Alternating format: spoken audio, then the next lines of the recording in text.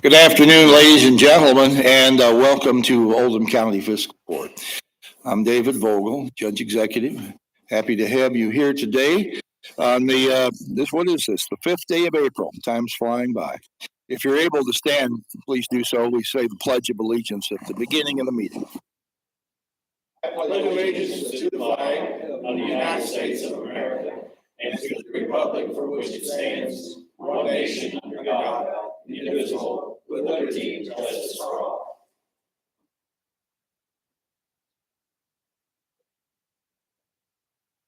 If you have a cell phone with you today, we'd like to ask you to turn it to off or vibrate. Denise Clark is our fiscal court clerk. I'll ask her now to call the roll. Magistrate Likens. Magistrate Tice. Here. Magistrate Woosley. Here. Magistrate Greenwell. Here. Magistrate Hawkins. Magistrate Dye. Magistrate Logston. Judge Vogel. Having 8 of the 9 members of the fiscal court present, this meeting is now in session. Is there a motion to accept the agenda, please? Are there any additions or deletions? Hearing none, all in favor, please say aye. Aye. All right, thank you. Now, Denise will read the minutes from our last meeting, which was on March 15th. The Oldham County Fiscal Court convened at a regular meeting at 2 p.m. with Judge Executive David Vogel, County Attorney John Carter, and the following magistrates in attendance: Brent Likens, Wayne Tice, Kevin Woosley, Steve Greenwell, Chris Hound, Stephanie Hawkins, Bob Dye, and Michael Logston. Motion made by Magistrate Dye and seconded by Magistrate Greenwell to approve the agenda as submitted with the addition of a placeholder for Parks Committee recommendations, RFQ for pool. Motion carried unanimously.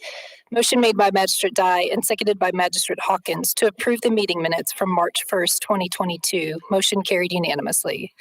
Judge Vogel presented a proclamation naming April 8th, 2022, Stasia K. Urban Day in Oldham County to honor Miss Urban's 100th birthday. During public comment, Amy Alvey of LaGrange announced March as Brain Injury Awareness Month. She reminded everyone to always wear a seatbelt in the car and a helmet when riding a bike. Judge asked for a moment of silence in memory of David Hutchinson, chair of the library board. Mr. Hutchinson died Friday, March 11th. County Clerk Julie Barr presented the check for excess fees in the amount of $1,135,968. Judge Vogel presented information regarding the addition of the North Oldham Government Center to the new library planned for Goshen at the corner of Highway 1793 and US 42. The motion was amended by Magistrate Logston and seconded by Magistrate Woosley to make the commitment to the library to provide $300,000 to add 1,000 square feet to the front of the library building in Goshen to be the new office for the North Oldham Government Center to the library, with the changes to Section 6 of the Memorandum of Understanding to read: if either agency no longer agrees to use the space in the building, the other agency has the first right of refusal to purchase that space, and to replace the word branch with area. Motion carried 8-1, with Magistrate Dye voting in opposition.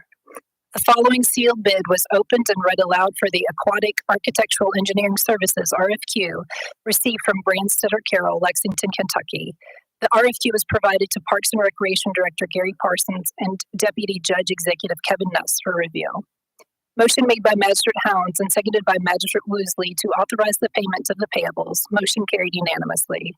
Motion made by Magistrate Hawkins and seconded by Magistrate Greenwell to award the bid to Environmental Enterprises and authorize Judge Vogel to sign the contract in the amount of $29,399.20 for the Household Hazardous Waste Collection event in October 2022. Motion carried unanimously. Motion made by Magistrate Hawkins and seconded by Magistrate Woosley to authorize Judge Vogel to sign resolution number 01-03-15-22 to allow for the application of and administration of Kentucky Emergency Management Hazard Mitigation Assistance Grant Program made available by FEMA under the Presidentially Declared Disaster 4497 for flood mitigation projects. Motion carried unanimously. Motion made by Magistrate Greenwell and seconded by Magistrate Hounds to turn the flex funds in the amount of $131,531 back to the Kentucky Transportation Cabinet to use to repair and maintain state roads. Motion carried unanimously. Motion made by Magistrate Tice and seconded by Magistrate Likens to award the bid for Aquatic Architectural and Engineering Services RFQ to Branstetter Carroll for the architectural design and construction for the renovation of the pool. Motion carried unanimously. Motion made by Magistrate Woosley and seconded by Magistrate Hounds to approve a rate correction for Matt Dunaway, Chief Building Official, to $29.23 an hour from $28.60 an hour effective 3/1/2022. Motion carried unanimously. Motion made by Magistrate Hawkins and seconded by Magistrate Woosley to approve the following personnel actions for Parks and Recreation. Termination of Shane Davis effective 3/2/2022. The rehire of Cecil Slayton and Kevin Padilla as Parks Maintenance Seasonal Employees at $10.50 an hour effective 3/16/2022. Judge announced the retirement of Neil Johnson from the Police Department effective 4/1/2022. During public comment, Jerry Nart, Emergency Management Dispatch Director, asked all county employees to participate in a survey regarding the KIPTA Hazard Mitigation Plan. Gary Parsons announced the following events hosted by the Parks and Recreation Department. June 11th, Oldham Half Marathon will take place in Oldham Reserve, and on May 21st, Down and Dirty Mud Obstacle 5K Run will be at Wendell-Moore Park. Motion made by Magistrate Dye and seconded by Magistrate Greenwell to adjourn the meeting. Motion carried unanimously. The meeting adjourned at 3:43 p.m. Heard the reading of our minutes from March 15th. Is there a motion to approve? Second. Discussion? I'm sorry I didn't catch this when I reviewed this over the weekend, but I don't remember under Parks and Recreation us voting on the termination of somebody. I thought that was just The special meeting. This was March 15th. And then didn't Judge Carter say that we didn't have to vote on that? Actually, we just Yes. special meeting on No, well, we did have one termination on here, Shane Davis. we didn't vote on that. We did at the March 15th meeting, or you all did, but it's the March 30th special meeting that you're thinking of, I think. Okay. I didn't remember doing that here in fiscal court, voting on that. But sounds like we did. Okay. Sounds like you did. All right. There was as far as the in memory of David Hutchinson, David was the treasurer of the library board, not the chairman. Chairman of the board is Jennifer Proud. All right. Okay. We've had a motion in a second. No other discussion. All in favor, please say aye. Anyone opposed? Motion carries. Now we'll have Denise read we had a special meeting on March 30th, and she will read the minutes now from the special meeting. The Oldham County Fiscal Court convened at a special meeting at 1 p.m. at the John W. Black Community Center with Judge Executive David Vogel, County Attorney John Carter, and the following magistrates in attendance: Wayne Tice, Steve Greenwell, Chris Hound, Stephanie Hawkins, Bob Dye, and Michael Logston. Magistrate Likens and Woosley were absent. Motion made by Magistrate Dye and seconded by Magistrate Hawkins to approve a rate correction for Parks Maintenance Employees Cecil Slayton and Kevin Padilla to $15 an hour from $10.50 an hour, effective 3/16/2022. Motion carried unanimously. Motion made by Magistrate Hounds and seconded by Magistrate Dye to hire Robert Bruce as Equipment Operator 1 at $17 an hour, effective 4/1/2022. Motion carried unanimously. Judge announced the resignation of Randall Kelly from the Road Department effective 3/17/2022 and the termination of Melvin Woosley from Maintenance effective 3/31/2022. Motion made by Magistrate Greenwell and seconded by Magistrate Hounds to enter executive session pursuant to KRS 61.8101G, discussions between a public agency and a representative of a business entity, and discussions concerning a specific proposal if discussions would jeopardize the siting, retention, expansion, or upgrading of the business. Motion carried unanimously. Motion made by Magistrate Dye and seconded by Magistrate Hounds to reconvene the open meeting. Motion carried unanimously. Motion made by Magistrate Hounds and seconded by Magistrate Tice to sign the contract as presented by AT&T to provide Oldham County with broadband access to make Oldham County a gigabyte county. Motion carried unanimously. Motion made by Magistrate Dye and seconded by Magistrate Greenwell to adjourn the meeting. Motion carried unanimously. The meeting adjourned at 1:48 p.m. All right. Are there any comments in regard to this? Is there a motion to approve? Second. Any discussion? All in favor, please say aye. Thank you. That's 2 abstentions. All right, thank you. Magistrate Likens and Magistrate Woosley were not in attendance at the meeting on the 30th. That's it. So that's why they're abstaining. All right, thank you.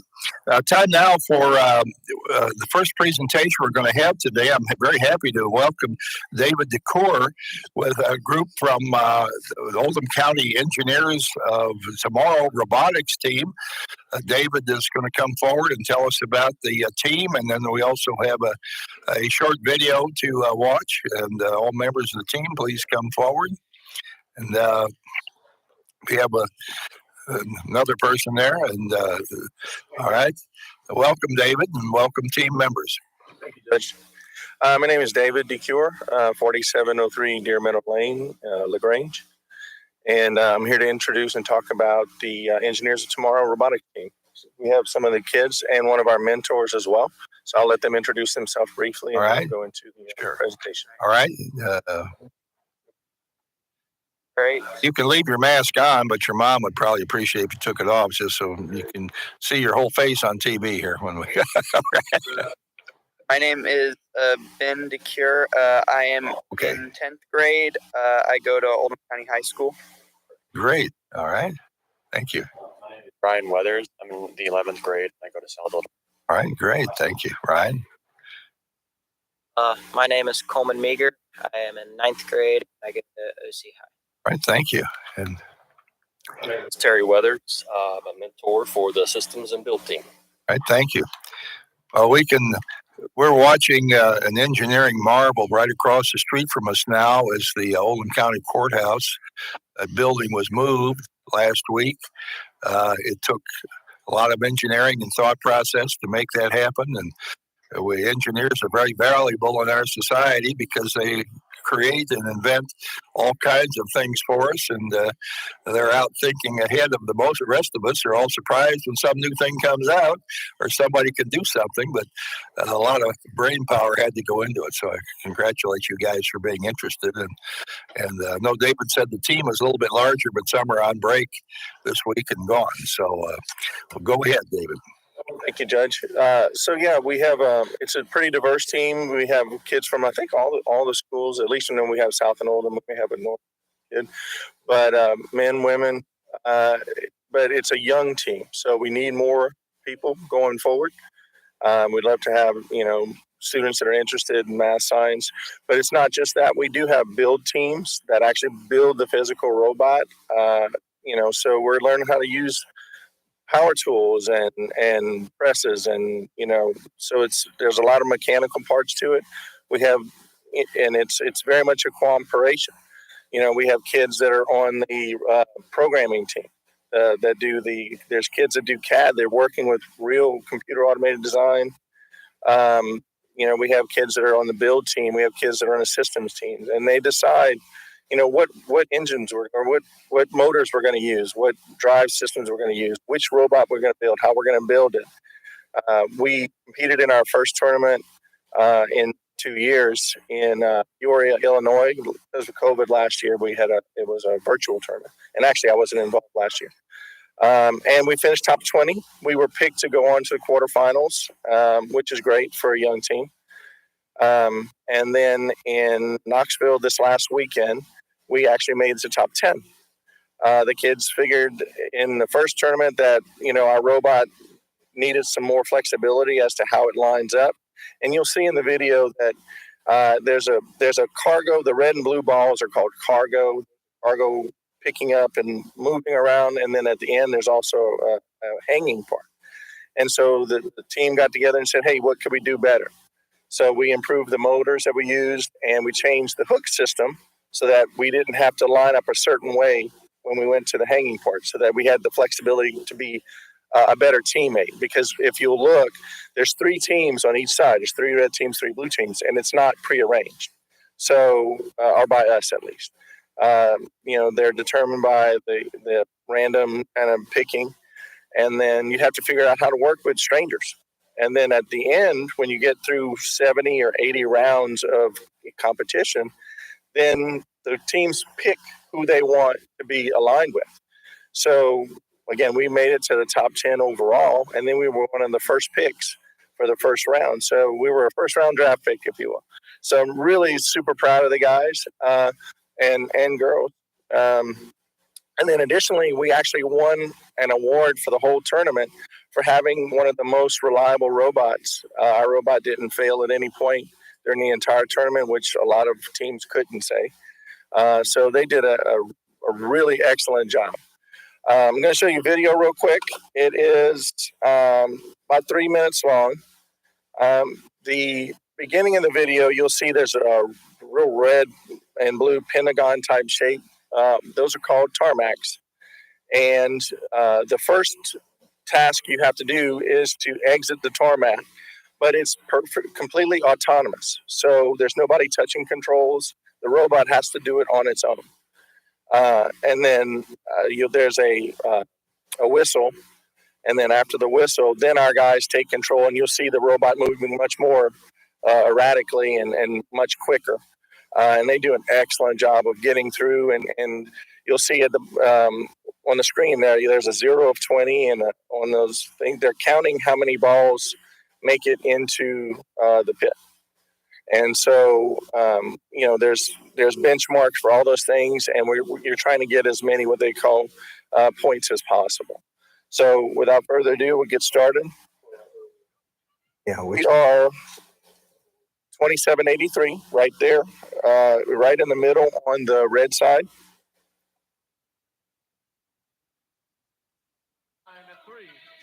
You can't see us because of the other robot, but what you'll see is as soon as the guy gives us a signal, our robot will automatically shoot a ball into the lower hanger. What do you call it?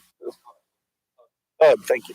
The lower hub, and then exit the tarmac. So we get points for both of those things, and then it's not going to move for a bit because it's in autonomous mode. And then once our driver takes control, you can definitely see the difference. 2, 1. Okay. So there we go. Now we're exiting the tarmac and waiting. Some of the guys have their robot engineered differently to where they can kind of operate. You also Are all of these robots supposed to do the same thing? Whatever they have the same goals. Now you can see where our guys are picking up, and they are really fast. They're just going to zip around, and they're going to pick up the red balls. You don't want to pick up the blue ones if you're on the red team, and drop them in there. And so it's 2 or 3 guys working together. Somebody's controlling the robot and driving. Somebody's doing the shooting and the manipulating. We have scouts sitting in the stands that are counting. You can't see.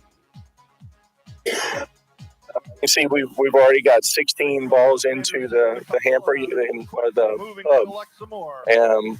And this is supposed to simulate, an industrial exercise where we're moving cargo around and moving the robot. That looks like March Madness, If only our guys were better shooting free throws, as our guys were, we'd be okay. We need to get some of the help with the free throws. And then, again, the viewers at home can hear the audio. There's somebody doing the play-by-play, and really it's an exciting thing. But there's something for everybody to do. So, like when we went to the Peoria one, we stayed in the stands, and we were seeing how the other teams did so that we could gather information for who we want to be in an alliance with later. But as you can see, they're doing really well. And then at some point, you'll see all the teams kind of scamper to the corners and start climbing up those bars. Trying to slow down 10:51, 50:05.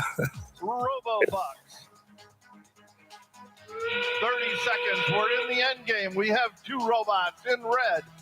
2 robots elevated on the mid-run. Reaching for the high. We got 1 robot in the blue. Reaching for the mid. You see how the guy's hanging? We now have 2 of so you get points for that, and whichever bar you get points for. So as you can see, one of our bars goes all the way to the 3rd bar. One stays on the 2nd, and we stay on the 1st. So we maximize the points that you can get for the hanging portion of the event. And that's it. But yeah, the kids are involved in every step of it. Mhm. Right. But they pick the system. So the mentors, have a great wealth of knowledge, and they say, okay, these are our options for motors, pluses and pros and cons. So the kids pick the motors they want to use for whatever that task is. These are our drive motors, so we picked a swerve motor like Terry was talking about, so that, it was a really strong motor. It tore up tires, but it's kind of like NASCAR. Speaking of NASCAR, I do want to thank our sponsors. A lot of the sponsors come from your typical people that are interested in growing engineers like Dow, Ford, NASA, Emerson, Pega, Perfection, Fluid Air. But we also have, outside the box kind of things. Cherry House was huge. They're a big part of this, and we couldn't do without them. Global Granite, and then the company I work for, Commonwealth Insurance. So a lot of the sponsors come from just the community, and it is a community team. It's not a school team, so it doesn't matter what school the kids go to, as long as they're Oldham County kids. They can apply to be on the team, and we'd love to have them for the upcoming year. Right. Well, David, I thank you for bringing your team in, and this is great. Very impressive. I think I won't say we're shocked. I'll just say we're very impressed. But to see what's going on here, and then no idea how large these robots are going to be, and just hope you can keep it up. It's great. We really are putting our kids in the best position they can be for the future, and so it's a great thing. And like I said, Cherry House lets us live there. That's a big deal. Global Granite, that's right. So the community is really involved, and we really appreciate that, and really want to celebrate these kids for being an excellent examples of Oldham County. In different states, they represented us well. In performance and behavior. So couldn't be prouder. I think this will help you on your college resumes as well, too, to show that you've been involved in this. So congratulations, guys, and thank the team leaders here, too, for the contribution you've made to helping these young guys. Yeah. Right. Thank you. Whereabouts do you work? You work in engineering? Spectrum. Okay, you work in the engineering as well. Pardon? Don't yell at you. Oh, no. No, we wouldn't do that. I want to thank you for what you're doing for these men and the ladies too. And the engineering's for everybody. So, all right. Thank you so much for being here today and taking the time. Sure. Oh, yeah. You answered one of my questions because you said it's a community-based organization rather than a school-based. So my question was, can homeschool kids be a part of it? And so do you start at 9th grade and then how does one get in touch with being involved? Is there a website or?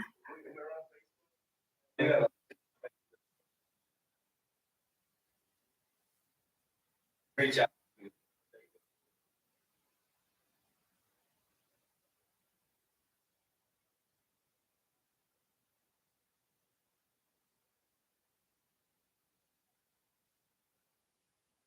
Okay.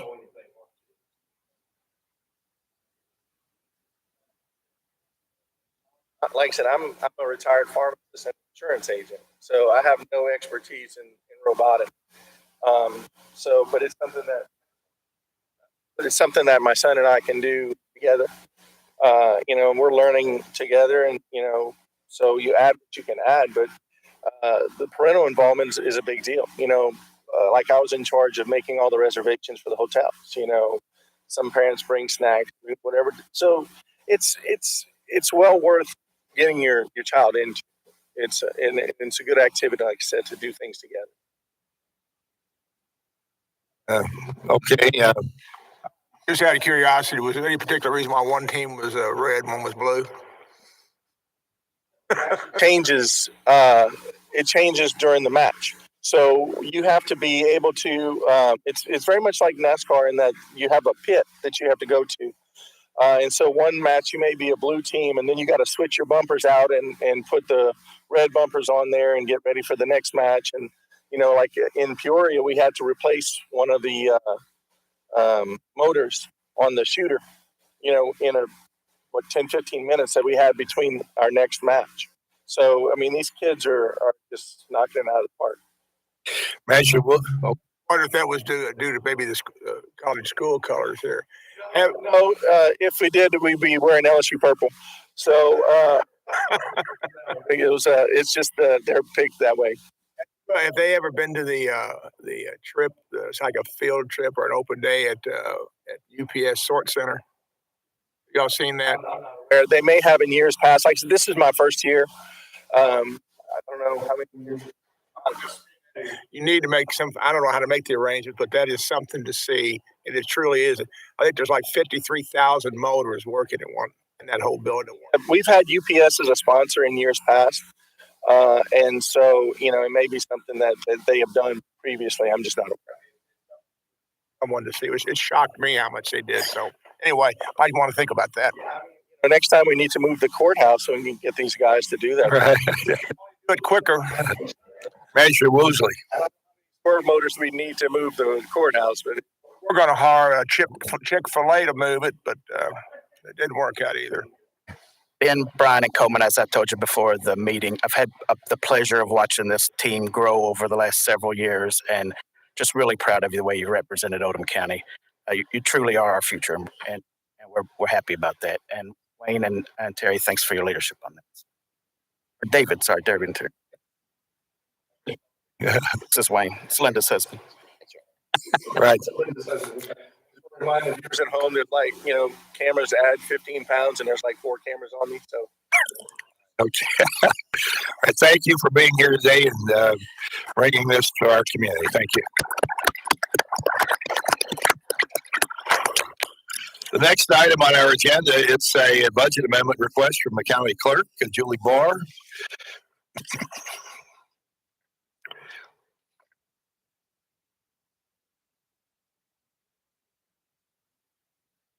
Judge, magistrates, I'm coming before the court to ask for a budget amendment.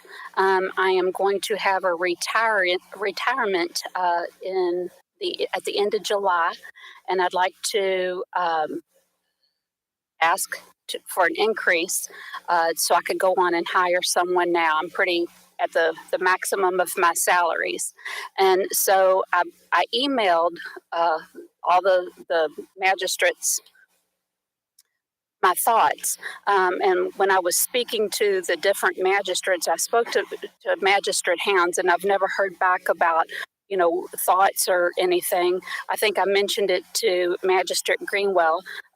So when I was speaking to Magistrate Hounds, he said you might want to not only include for the additional person, but the 2% for the salaries that are in place now, as the fiscal court is going to increase county employees up to the 7%, where mine was increased up to 5% the last go around. So I don't know what the pleasure is on that.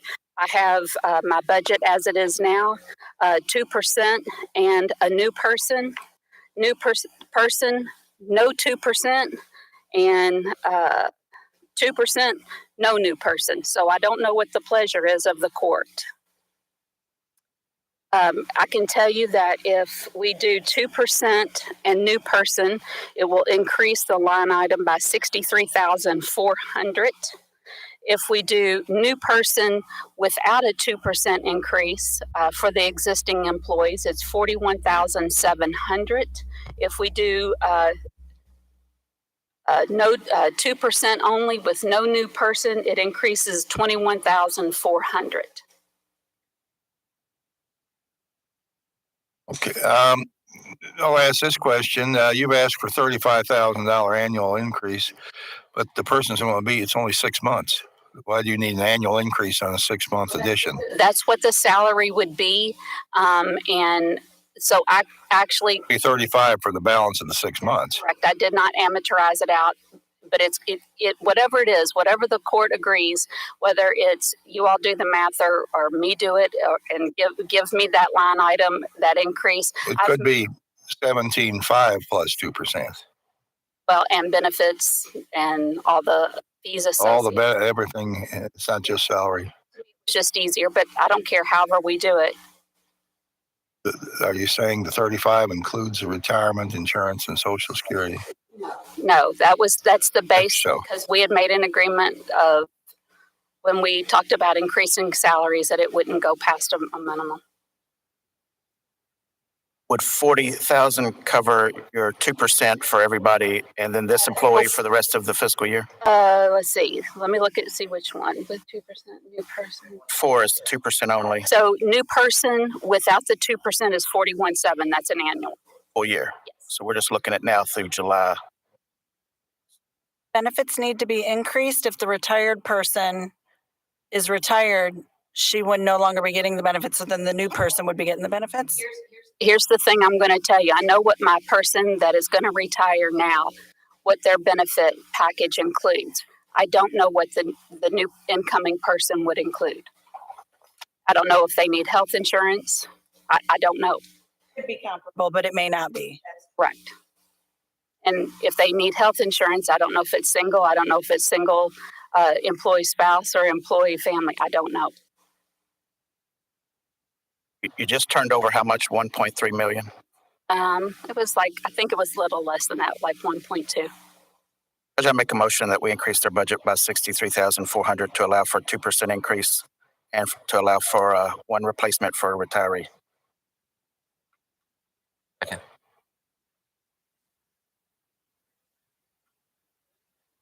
Did you say 63,400? Okay.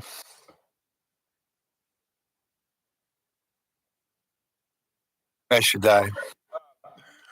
Julie, on this, you've got a person retiring, okay, and your original budget, I don't know if you knew they were retiring early or not, but in your original budget, you had planned for them to be here the whole year, correct? I did not know. As a matter of fact, I've begged her after she told me she was retiring. I keep pushing it out. You know, can we do it through this? And so, no, I did not know. You know, I can't get her to stay past the end of July. And how many people do you have down there now? Not counting yourself or Bill. The office downstairs are total. I think including full-time, part-time, not including Bill, we're looking, I think, 23. Mm-hmm. That's 23 with the person that's retiring. And you want to add a person to kind of be there at the same time, sort of a training, like an override, correct? That is correct. As we have talked about numerous times, to train a motor vehicle clerk is about an 18-month process. And that is getting them fairly well trained. While we have a person that is there and not an empty seat, it would be too difficult to bring someone in after they retire and expect them to. To answer your question, I would like to have them now to go on and train so they can at least be of some assistance with some of the simpler things that we do.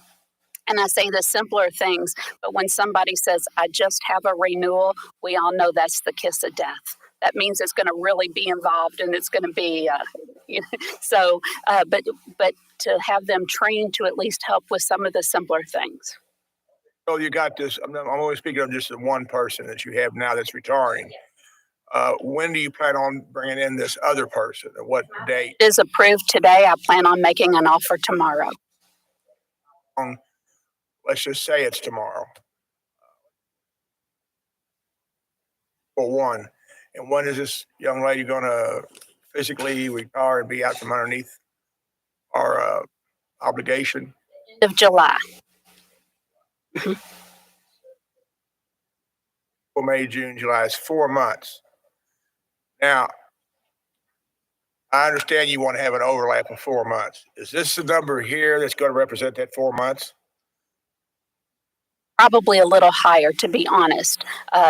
What I did was I asked for a base, but I also made a pledge in that email that, and this was before the 2% was even brought up to me, is that if it's over, existing employees would not receive a distribution of that if there was anything left over.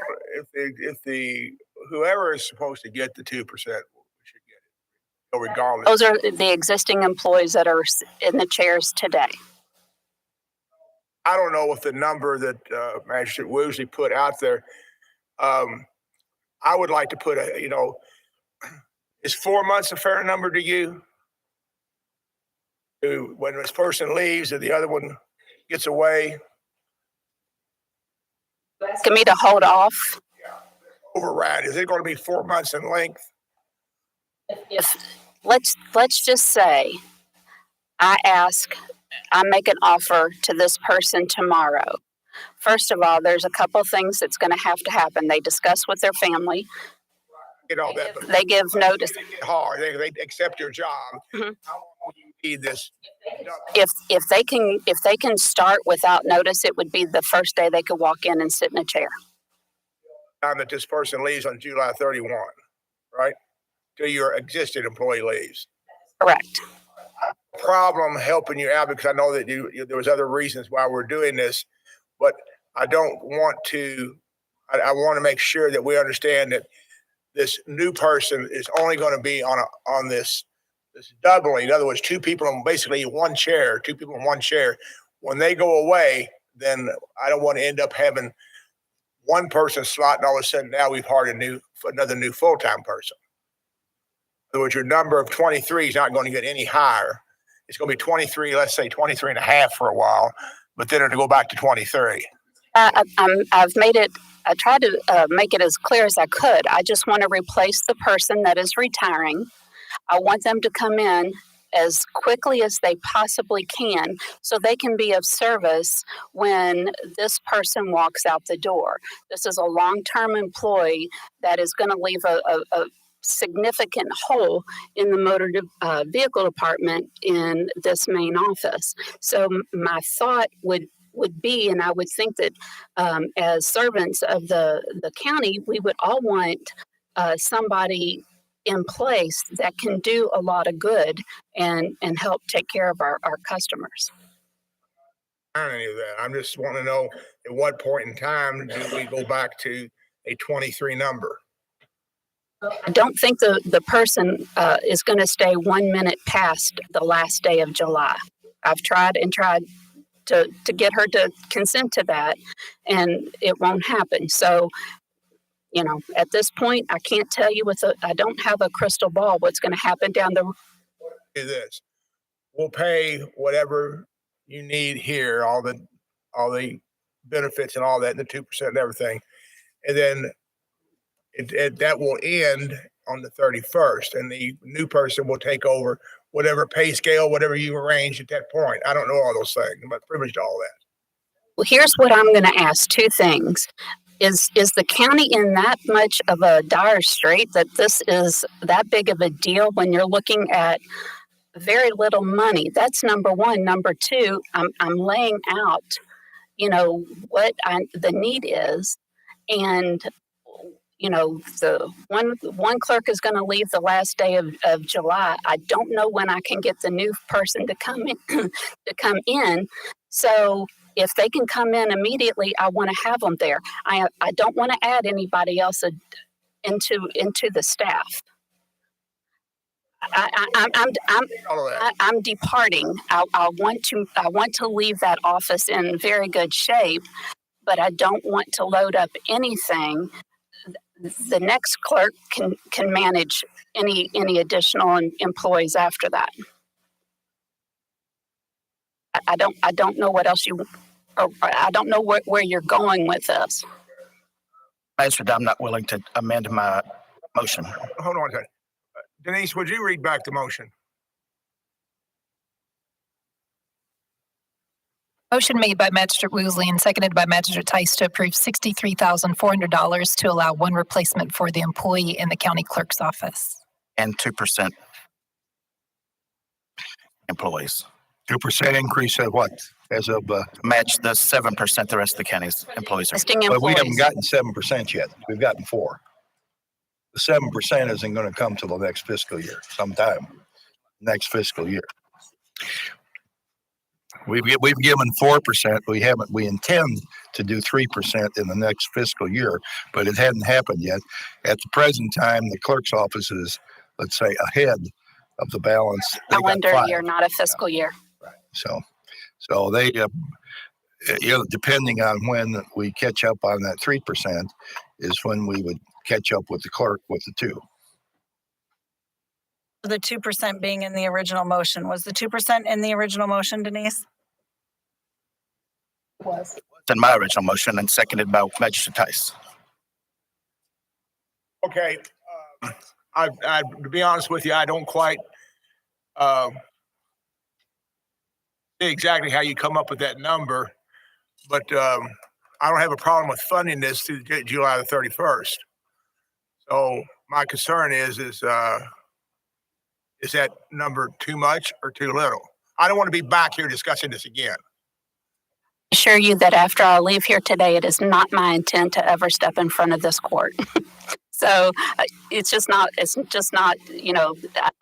don't usually come back to make a presentation to this court. I may have to come for public comment, but I usually present a budget and that's it, and turn over my check, and I try and do that in public comment as well. So I'm with you on that. Mr. Greenwell.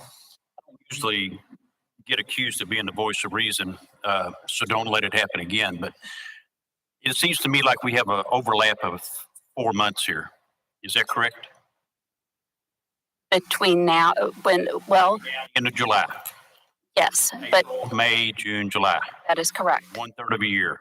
That is correct. So if that 30, whatever it was, is a full salary, plus retirement, plus insurance, plus Social Security, then we would need 1/3 of that. Is that correct? I was basing it on an annual salary, and I'll tell you why. It wasn't for my benefit as much as an incoming clerk, because when you have just a line item or each salary for each person, it makes it easier. So one will be there, the other one is there, then it'll come off. So I was just trying to make it easy. I didn't break it down by month.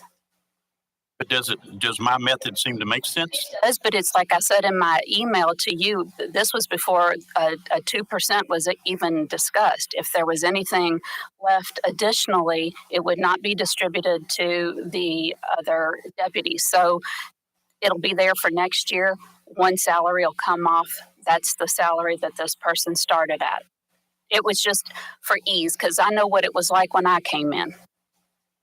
And it's unlikely that the new employee will be making the same amount of money as the old employee going off. No, not at all. Not at all.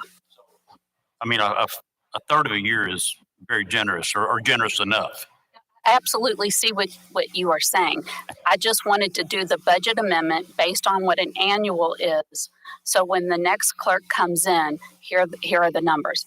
And that's why I made the pledge. There will not be any distribution of, other than if the court allows the 2% to be distributed among the ones that are sitting in the chairs right now. Their salary is what their salary is. And that budget, I'm sorry, the motion is leading in from what Magistrate Greenwell said, is that the volume, the money involved would not be more than what you just said, a quarter of a year is whatever the regular salary would be. Okay with everybody? I'll keep my motion as I said it. She's going to have to pay out holiday pay, vacation pay and sick time for the retiring employee. That's already in. She already got some of that money in there. Here that she's going to also have to pay out vacation. Returned a little over $1 million to us. She obviously is a very good steward of taxpayer money. I don't see her wasting any overages that she would have. We would get it right back next year if there is any overages. We really, I'm just questioning if we want to give 2%. We have an award fiscal court people 7%.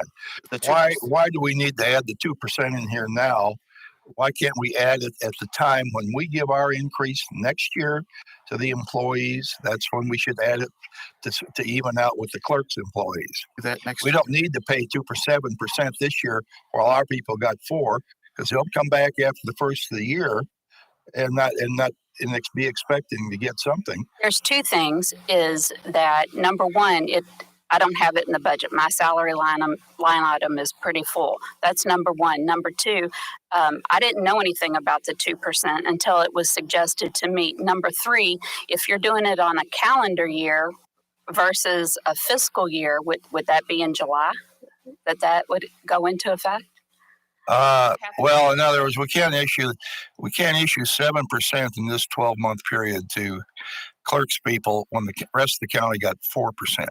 We can even that out. When we give our 3%, then we can catch up. Your people are already 1% ahead. That though, county employees were receiving longevity pay, and my staff never did. I don't think we pay longevity pay here. Did. No. Never? No. I'm not talking now. I'm just saying there has been. Can't catch up with crimes of the past, so to speak. 2% until the county does the 2% for the rest of their employees.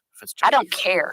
That's fine. I mean, it was not my idea. You don't need to really contribute it now. It's not. They're not going to use it. You're just going to have it sitting in a line item, and it will catch up at the right time. And the new person says starting at a salary doesn't get a 2% raise right off the day they start. They get what they start at. Julie, are raises for your employees in the budget already? What their salary is. Remember, my office runs from January to December. So when I came before the court and the finance committee, I think it was in maybe the first part of December, that's the increase that's in there is what they are getting paid now. Your discretion to, at their event date or when they get a review, to give them a percentage of an increase?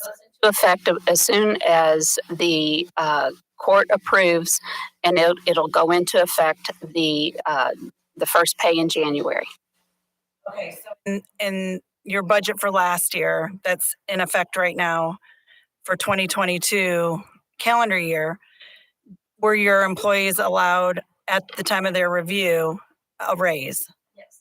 And that line item was a 5% increase in that line item. So are you saying that your employees for the fiscal year your calendar year 2022 received about a 5% raise?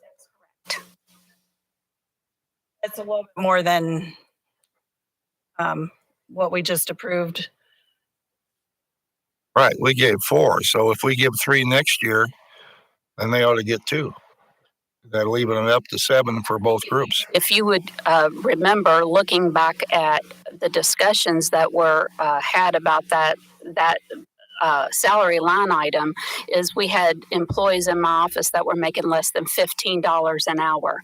So we brought them up with bringing them up, and cost of living, we came to a 5%. It wasn't just everybody got 5%.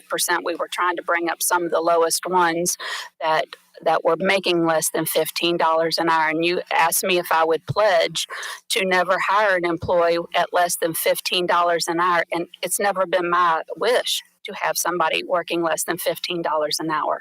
It's hard to maintain a steady workforce when you can go down the street for very little accountability or very little responsibility and make that. Right. Well, right. Sitting here right now, I think we have 2 issues. One is to get everybody to a livable wage, and then put the salary increase on top of that. When we mix the salary increase with the livable wage issue, we've got some people maybe should get 7% just to get up to the livable wage, and to try to get it all evened out across the board.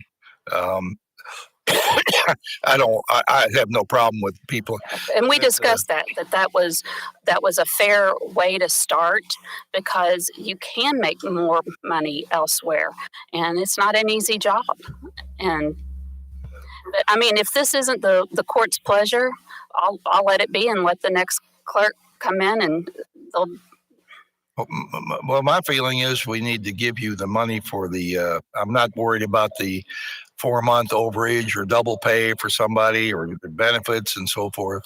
I think that's all fair to ask for. We do need training for people. You can't come in and start a complicated job cold. Nobody can do that. They need guidance from somebody who's been there before to look over their shoulder and go through it with them. So I'm for that. I just can't see giving another 2% in this calendar year to make it 7% for some. And I brought 3 proposals because, you know, it was mentioned to be me by Magistrate Hounds, and he said he was not going to be here. The only magistrate I hadn't spoken to was Magistrate Dye, and he said he was going to contact Magistrate Dye. Excuse me, and I would hear back from him, and as of this moment, I had not. Okay. So I didn't know what to bring. Well, this letter wasn't addressed to me to begin with, so, but that's okay. It said magistrates on here, you know, but that's okay. Well, do you see what I'm saying, Measure Woozley? We're going to do a 3% for the rest of the counties at the next budget, which starts July 1st. What our plan is at this point is to do 3% next year. Behind after July 1st. And getting it since the beginning of the year. January, ours just went into effect for the rest of the county Friday. Also want to remind you that went in from the first of the year, though. From the first of the year, number one. Number two, some of that, it wasn't every person got a 5%. My line item was increased by 5%. And in some of that increase was bringing up some of the individuals that were making less than $15 an hour. Maybe one person got a 2%, somebody else might have gotten a 3%. Okay. My first course of business after the budget was approved was to go through and make sure that everybody that was making under $15 an hour was increased. That was number one. And then we went and divvied up however, you know, it needed to be divvied up among the other employees.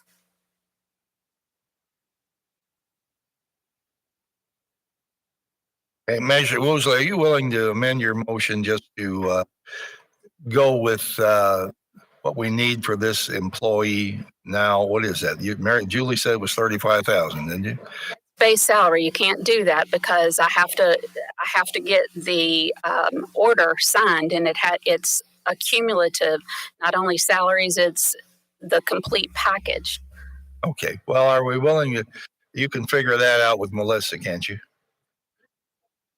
41.7. Okay. Need to figure it out with Melissa. We got it. I've got it ready to go. 41.7 to get. Willing to amend my budget. We can either vote it up or down. I'm not willing to amend the budget. I mean, my amendment at 63.4. Well, you want to give another 2% to these people right now? No. And we talked about that. You didn't. After the county gives our employees the additional 3%, then she will give hers to 2%. But that's not going to be till next year. No, it's not. We're not giving it this year. Her calendar year she's calendar year, and we giving county employees a 3% in the next budget on July 1st. In the next budget year.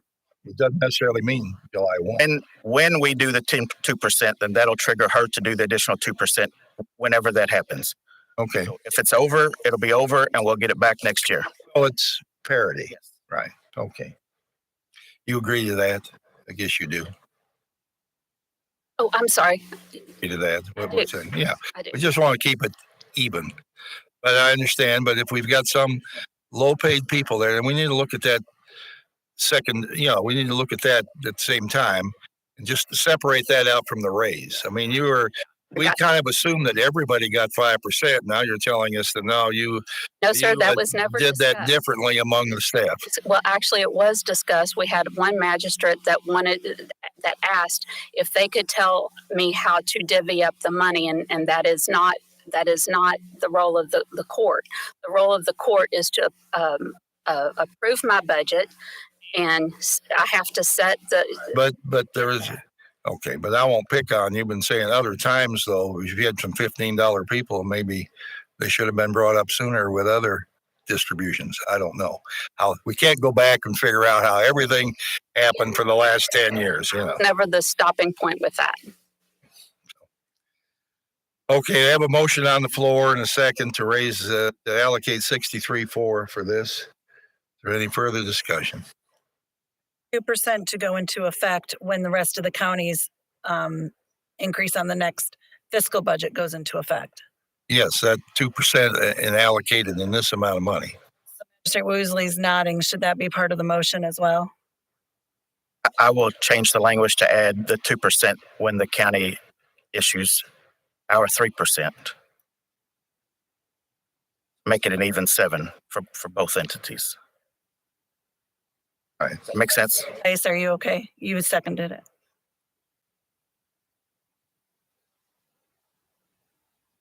You'll get a total of 63.4, most of it now, but 2% of that will be held back till the county gets to 2%. It won't be allocated by Julie because she's not going to be here after July 1st. The office will be. I'm planning on being here to the end of the year. My term ends the last day of December. Right. Okay. Wrong. Okay. I'm thinking January and yeah, sorry. I have Melissa Horn come up for a minute, explain that 41.7 number to me. Hey, Melissa, would you, Bob is asking where you came up with the 41.7 number. I think that's inappropriate. Well, I'm the clerk. I'm the county judge here. Melissa, come up. Magistrate asked a question, we're going to get it answered. And I wouldn't walk out like that, Julie. That's not the way to behave here. What was the Go question, ahead. sir? Go ahead. The 41.7 is the difference between her originally approved salaries and benefits and her amended that was included in your agenda today. That's where I got the 41.7. Yeah, you took the 35 and added up everything else and came to 41.7. Is that right? I took the fact that you approved, $1,294,000. That was her original budget for the year. When she adds the 35,000 plus benefits, it comes up to $1,335,700. Difference of 41.7. That's before any 2%, whatever. All right. Okay. Okay, thank you. All right, we've got a motion on the floor. Pardon? That is the number we should be looking at. I don't know where these other numbers came from. So, I mean, I'm going to vote against it based on this and this alone. She's the treasurer. She just showed us her math. That's what I was trying to include the get to 2%. That did not include the 2%. That they were going to, okay. All right, we got a motion on the floor here, some discussion. So it's to go to 63.4, and Julie's agreed to hold the 2% until after July, until we allocate the county employees money for a raise. Okay, is that correct? Okay, so let's take a roll call vote on that and get this put to bed. Magistrate Tice. Magistrate Greenwell. No. Magistrate Hawkins. Magistrate Logston. Magistrate Likens. Yes. Magistrate Woosley. Magistrate Dye. No, and I don't see where you get 2%. You 2% up 41.7 to 63.4. My answer is no. Number's way off. Vogel. Yes. Motion carries 6-2. All right. Thank you. Okay.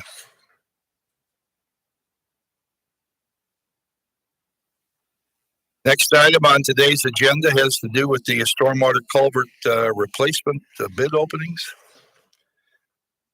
Guys, is engineering more fun or is this more fun?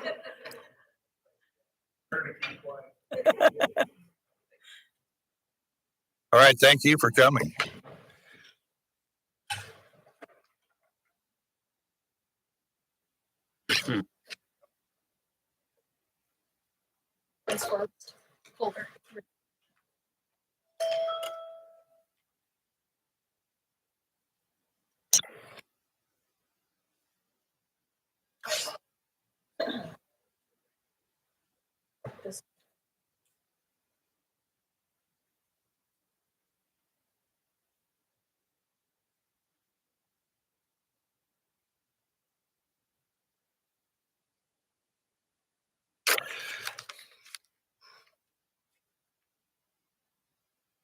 All right, first bid opening here is from All Terrain Paving and Construction, New Albany, Indiana, $156,199.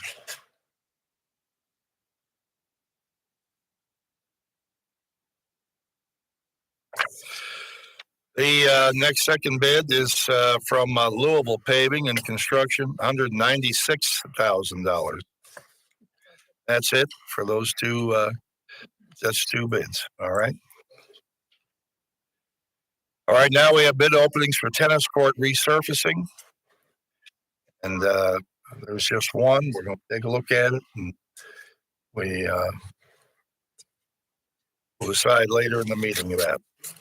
Is this one cord or two or match the die? Thank you. Tennis Technology of Louisville, Kentucky, $21,490. Okay. That's two surfaces. And of course, we'll have Park and Rachel there. Take a look at that. Now we have our spring paving for the county, Pee Wee Valley, and Crestwood.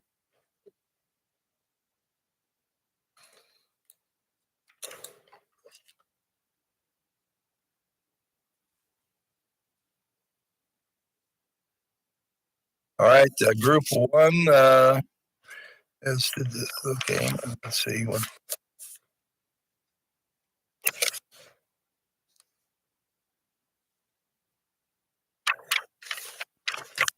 That's a back page there. Certificate of liability. All right, Hall Contracting of Louisville, $1,080,607.81. $1 million what? $1,080,607.81.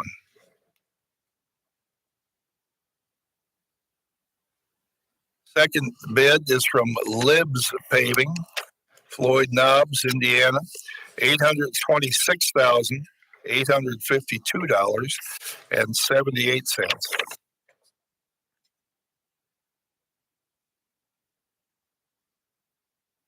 Mac Construction, New Albany, $1,088,610.94.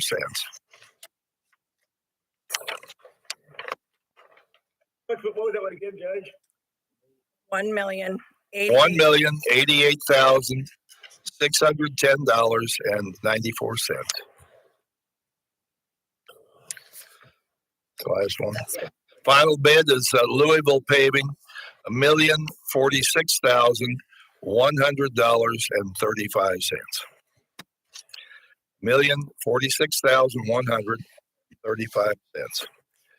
All right, those bids will be evaluated by our county engineer. The next bid is for Pee Wee Valley. Is that correct?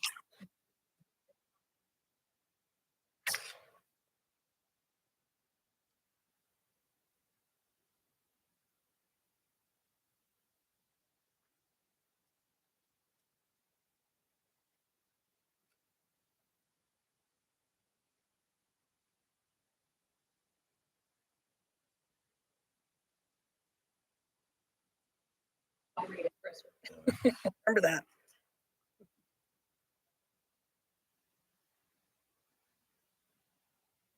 That should be.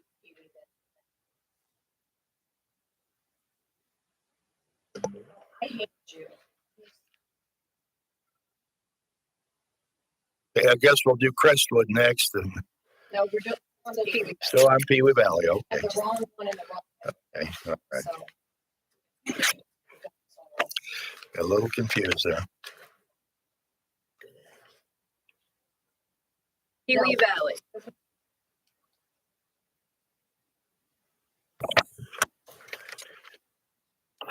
All right, this is Pee Wee Valley Hall Contracting, Louisville, $62,377.19.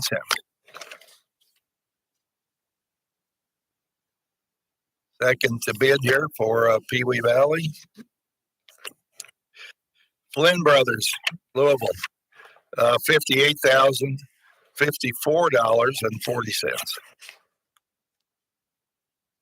40 cents,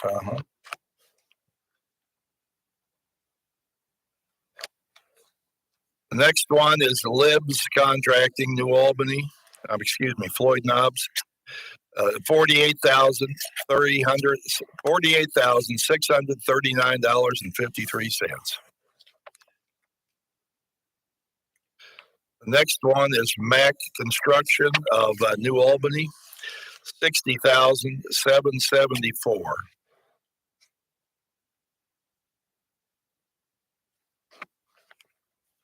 Final bid, Louisville Paving, $80,284. $80,284.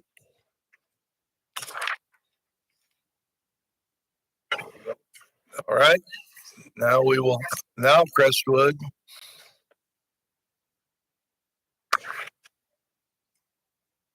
First bid is Hall Contracting, $56,436.38. Second bid is from Flynn Brothers, $50,270.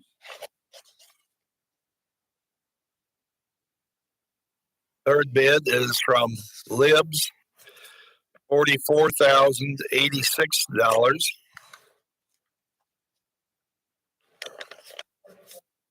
Right, $44,086.62, actually. Okay, sorry.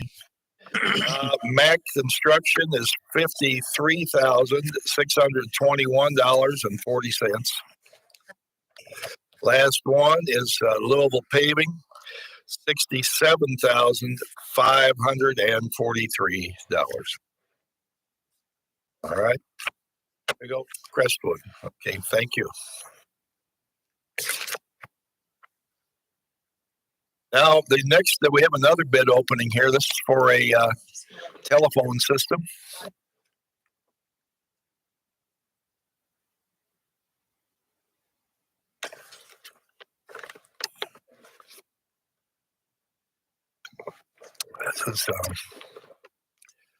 This is for the fiscal court system here.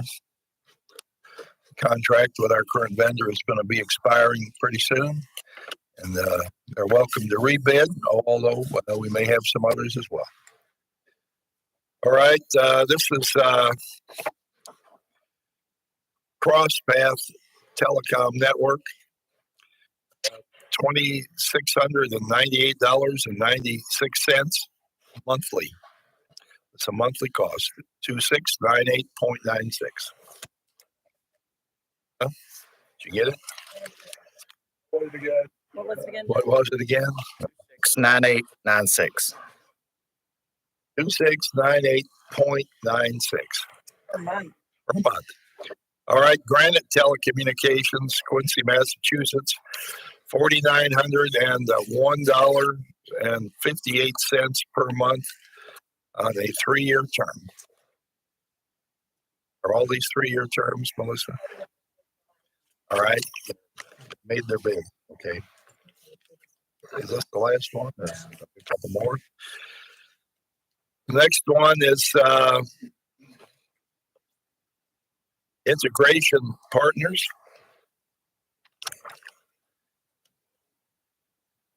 Look around here a little bit.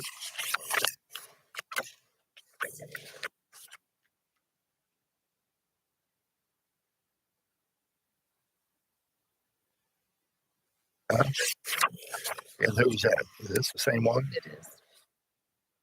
Okay. Integration. Integration Partners. They have a flat number here.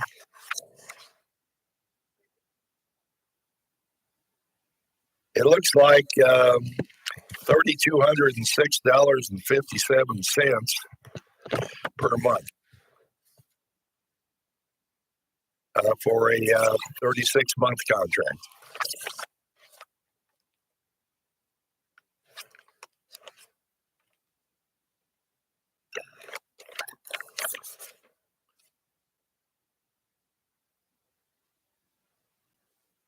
Here's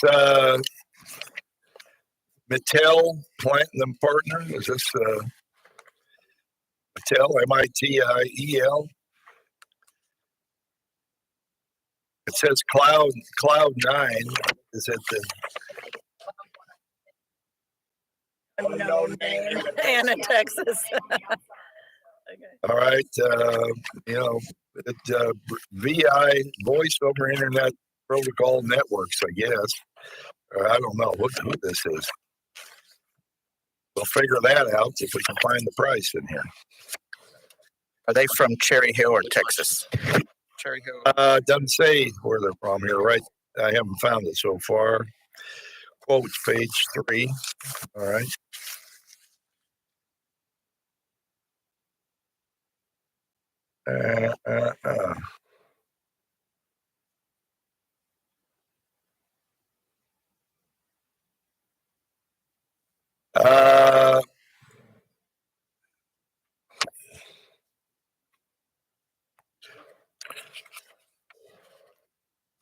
Let's see. Monthly recurring charge. Well, got several things in here. It looks to me like $3,611.50 a month.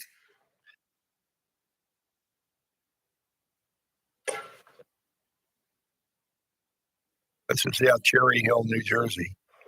$3,611.50 per month. That's the second one from the bottom.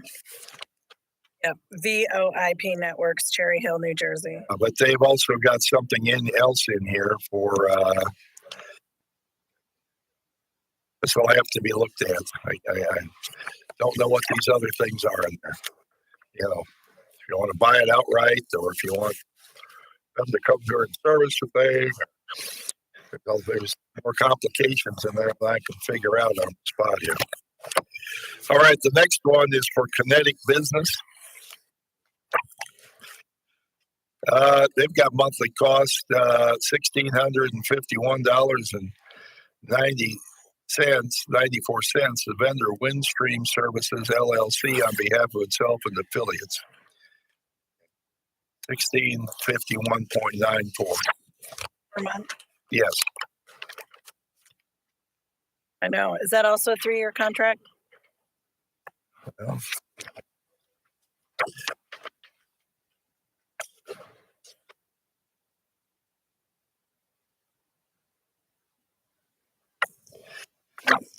I can't answer that question. It's 75 pages in it. So we'll be looking these over, though. All right, this is from paperclip is right here. Clarity. $2,109.75 per month.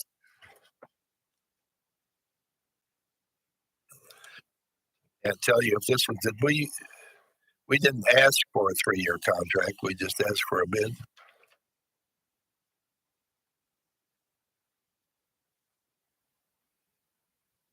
At least 36 months. Okay. Right. That one. The last one is from Voxo, VOXO. Monthly service, $3,738.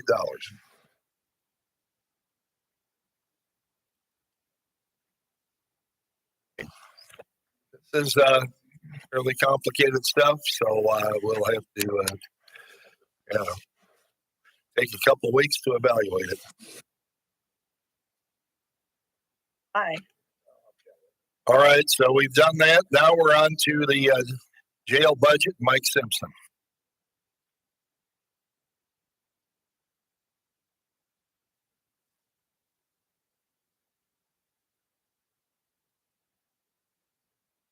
Judge, and members of. Mike, before you start, I just want to tell the group that this is, he's just presenting this today. This is not for approval. This still has to go in front of the budget and committee and the finance committee. So you're just giving us a general overview.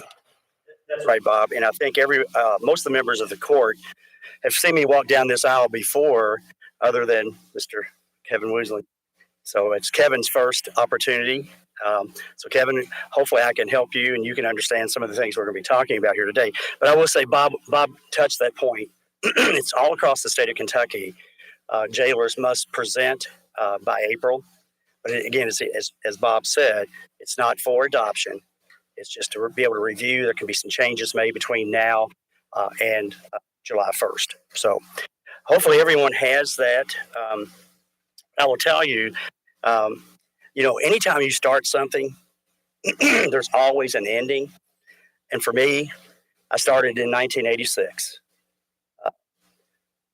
So if you take those steps and walk all the way down to the end, this is my last budget that I will be presenting on behalf of the Oldham County Detention Facility, and to be able to come down and speak with Judge and obviously members of the court. So if you've got a copy of it there in front of you, there are some things that typically happen over the past year to 18 months, maybe the last 2 years. We have seen a lot of things across the board increases. Things that we've been affected obviously by COVID, whether it's food increases, gas prices, everything that will typically happen. But before we go into the proposal for next year's budget, there are a couple of things I would like to touch on, if I could. And you should have that in front of you. Our current budget cycle that we're in right now, our operational budget was just a shade over 5.3 million. But if you run the projected numbers in this current year, we are scheduled to come out closer to 4.7, not 5.3. And the reason I bring that up is that's been our goal my entire career. We do have a budget.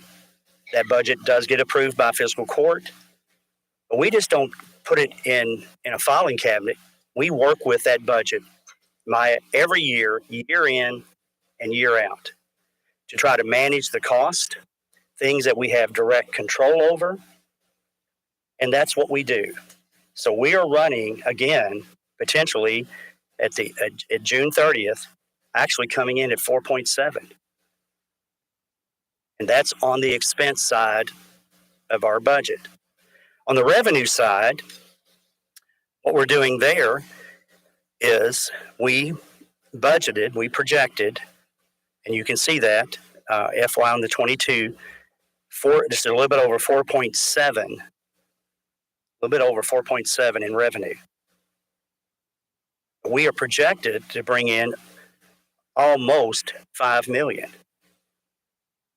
So I know a minute ago I was listening to when Julie Barr was here. Simple math, if you do the simple math, if you have a 5.3 operational budget, but you're projected to come in at 4.7, I see that off the top of your head, that's about 500, almost 600, really, 600 under the operational budget. And if you project 4.7 on your revenue, but you're going to come in at 4.9, almost 5 million, add those two things together. And that's what we have been able to do consistently, especially. And I want to give thanks to Judge. I've been to a couple of events, most recently last week at the FOP open debate. But Judge mentioned that simple fact, how we've been able to manage our budget on the expense side and on the revenue side. And especially since we've been in the new facility, we moved in there in January of 2018. So it's been a little bit over 4 years. And Bob, I know you had a big hand in getting us off the ground, getting that new facility. And there was others.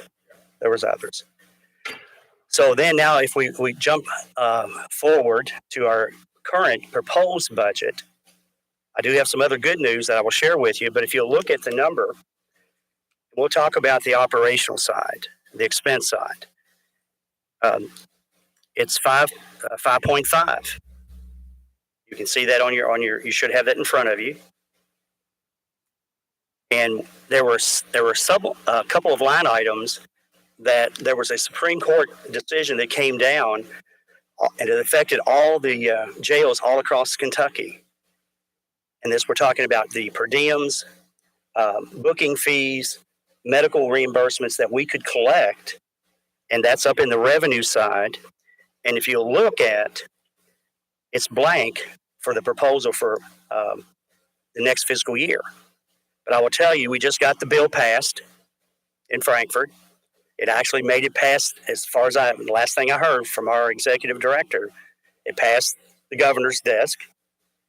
But we now are going to be back in place to start charging those fees again. And what does that really mean overall? If you look at the transfer number, the potential transfer number from the revenue versus the overall operational expense part of the budget, that's around $328,000. But the fact that we're now going to we can now reinstate and start collecting those fees, that's definitely going to drive it right off the top under the 300.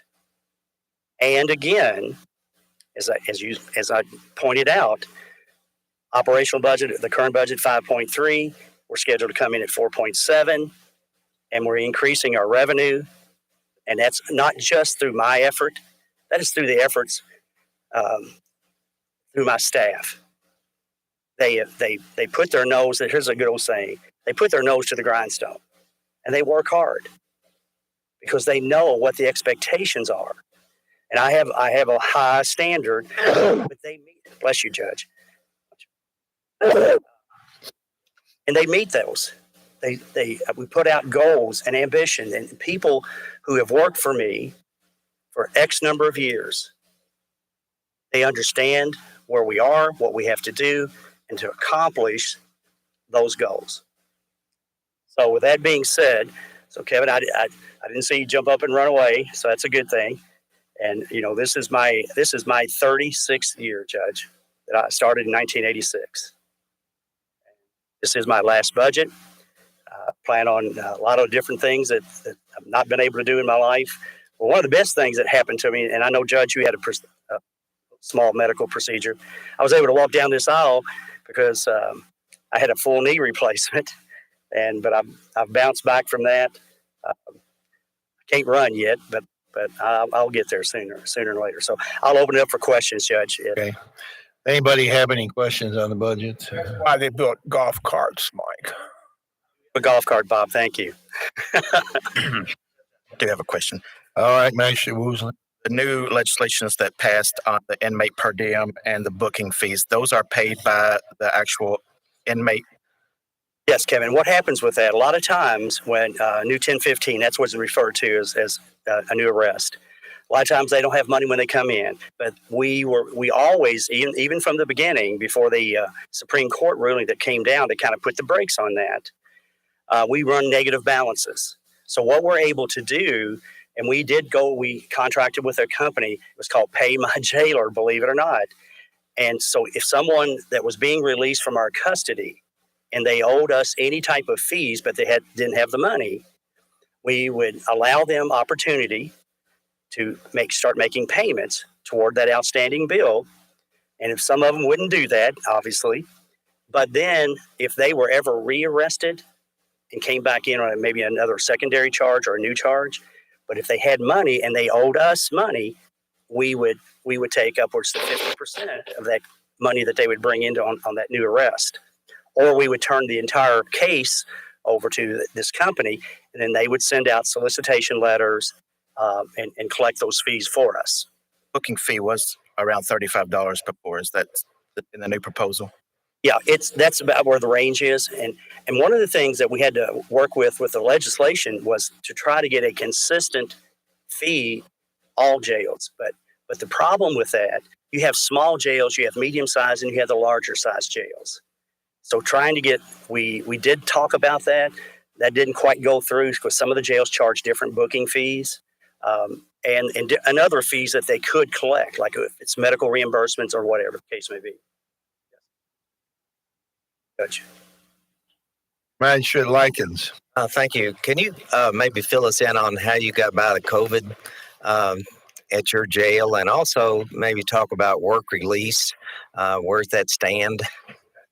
On the first part of the question, Greg, what happens when the COVID came in, believe me, the fact that we were in that new facility, had we not been there, we would have been in really a bad situation. Like, unfortunately, like a lot of my fellow jailers across the state. When we were sitting down and going through the design phase, working with Keith Sharp, we started with a legal pad with ideas and concepts, things that I had learned, things that many of my staff, my chief deputy, my major, Jeff Tyndall, things that we had learned throughout our careers by traveling.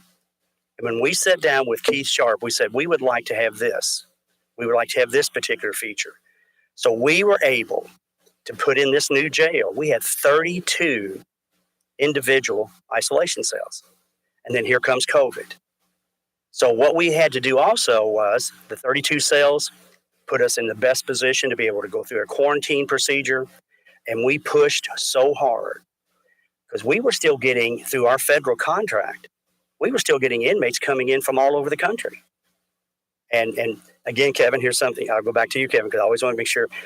We've had my first federal contract that I negotiated was in 1997. That's out of Louisville, Kentucky, U.S. Marshal Service. But when we moved into the new jail, June of 2019, we signed a contract with the state of Indiana.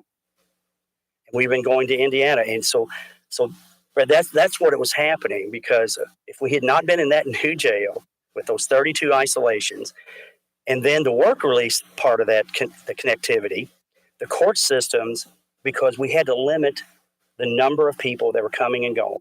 So the work release side of our jail basically was shut down. So then we have 50 bed unit that's restrictive custody. Those be turned into quarantine cells for us. So we went from that standpoint, being able to, and we had we had to change our policy and procedure, but it worked. And we were able to contain it and not get it into our general population, because we all know how quickly that COVID, and it also protected our staff. We have a great company that provides our medical care for us, triage up front, screening. Actually, in the Sally Port, we would start the triage moment right then when a new 1015 would be brought in to make sure, just like you do now, you go into hospital, they take your temperature and they're still wearing the masks and all of that. But a new jail saved us, I will tell you that. The combination of the facility, the combination of my staff and our medical department really put us in the best position we could have been in. To add with that, just so people understand entirely, that those segregation cells, we don't want people to think that we built those in anticipation of the COVID. It just happened to be there for the COVID. You can use them for other things. Well, absolutely, Bob. And yeah, this happened when we designed that new jail. It was way before the COVID.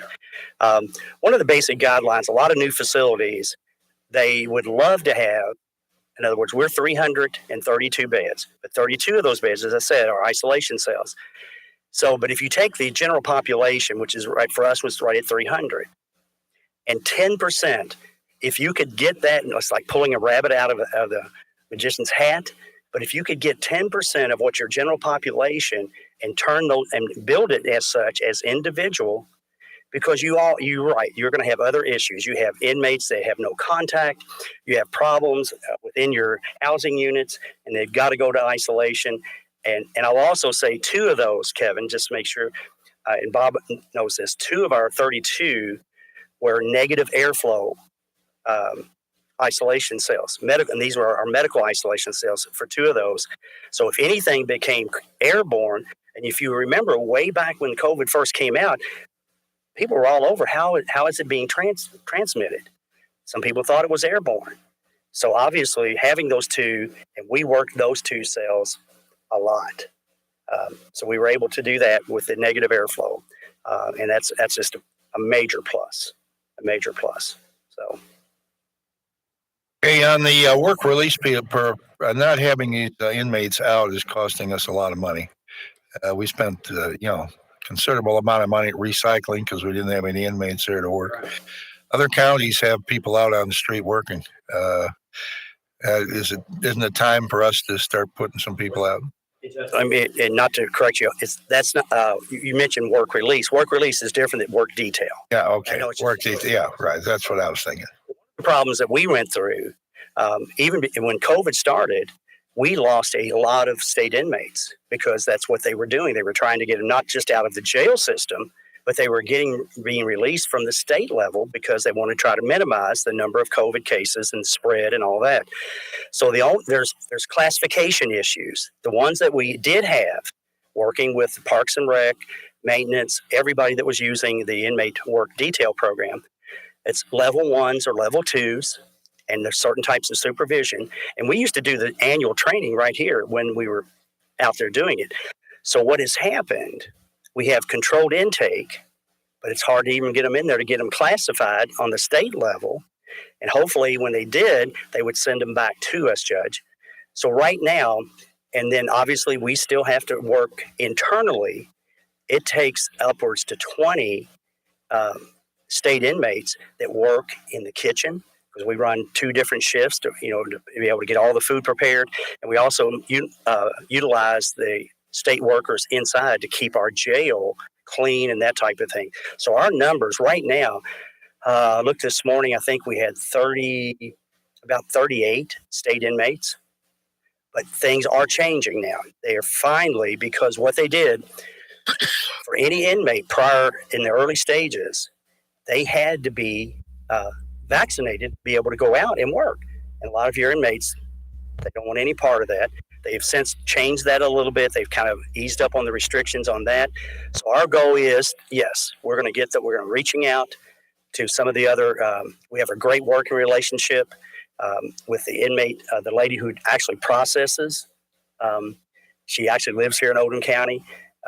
Lisa Teague. I don't know if you've ever met Lisa. She's a state employee or a county employee, but that's what she does. She manages the movement of state inmates. So I feel pretty comfortable. We're going to be able to get more of those in. And once we do, we're going to put them right back out there and go to work with it. But one of the things that I know what you've seen, and you're exactly right, Judge. I know you've seen that in some of the other jails across the state. But one of the biggest things, if you read between the lines, it's a jail employee, and sometimes even the jailer, that's actually supervising that, because they want to make sure that who are they coming in contact with.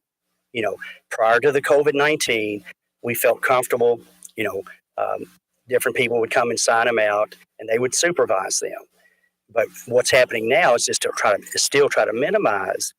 Unfortunately, the COVID is still lingering out there. You don't know if it's going to walk through the back door or the front door.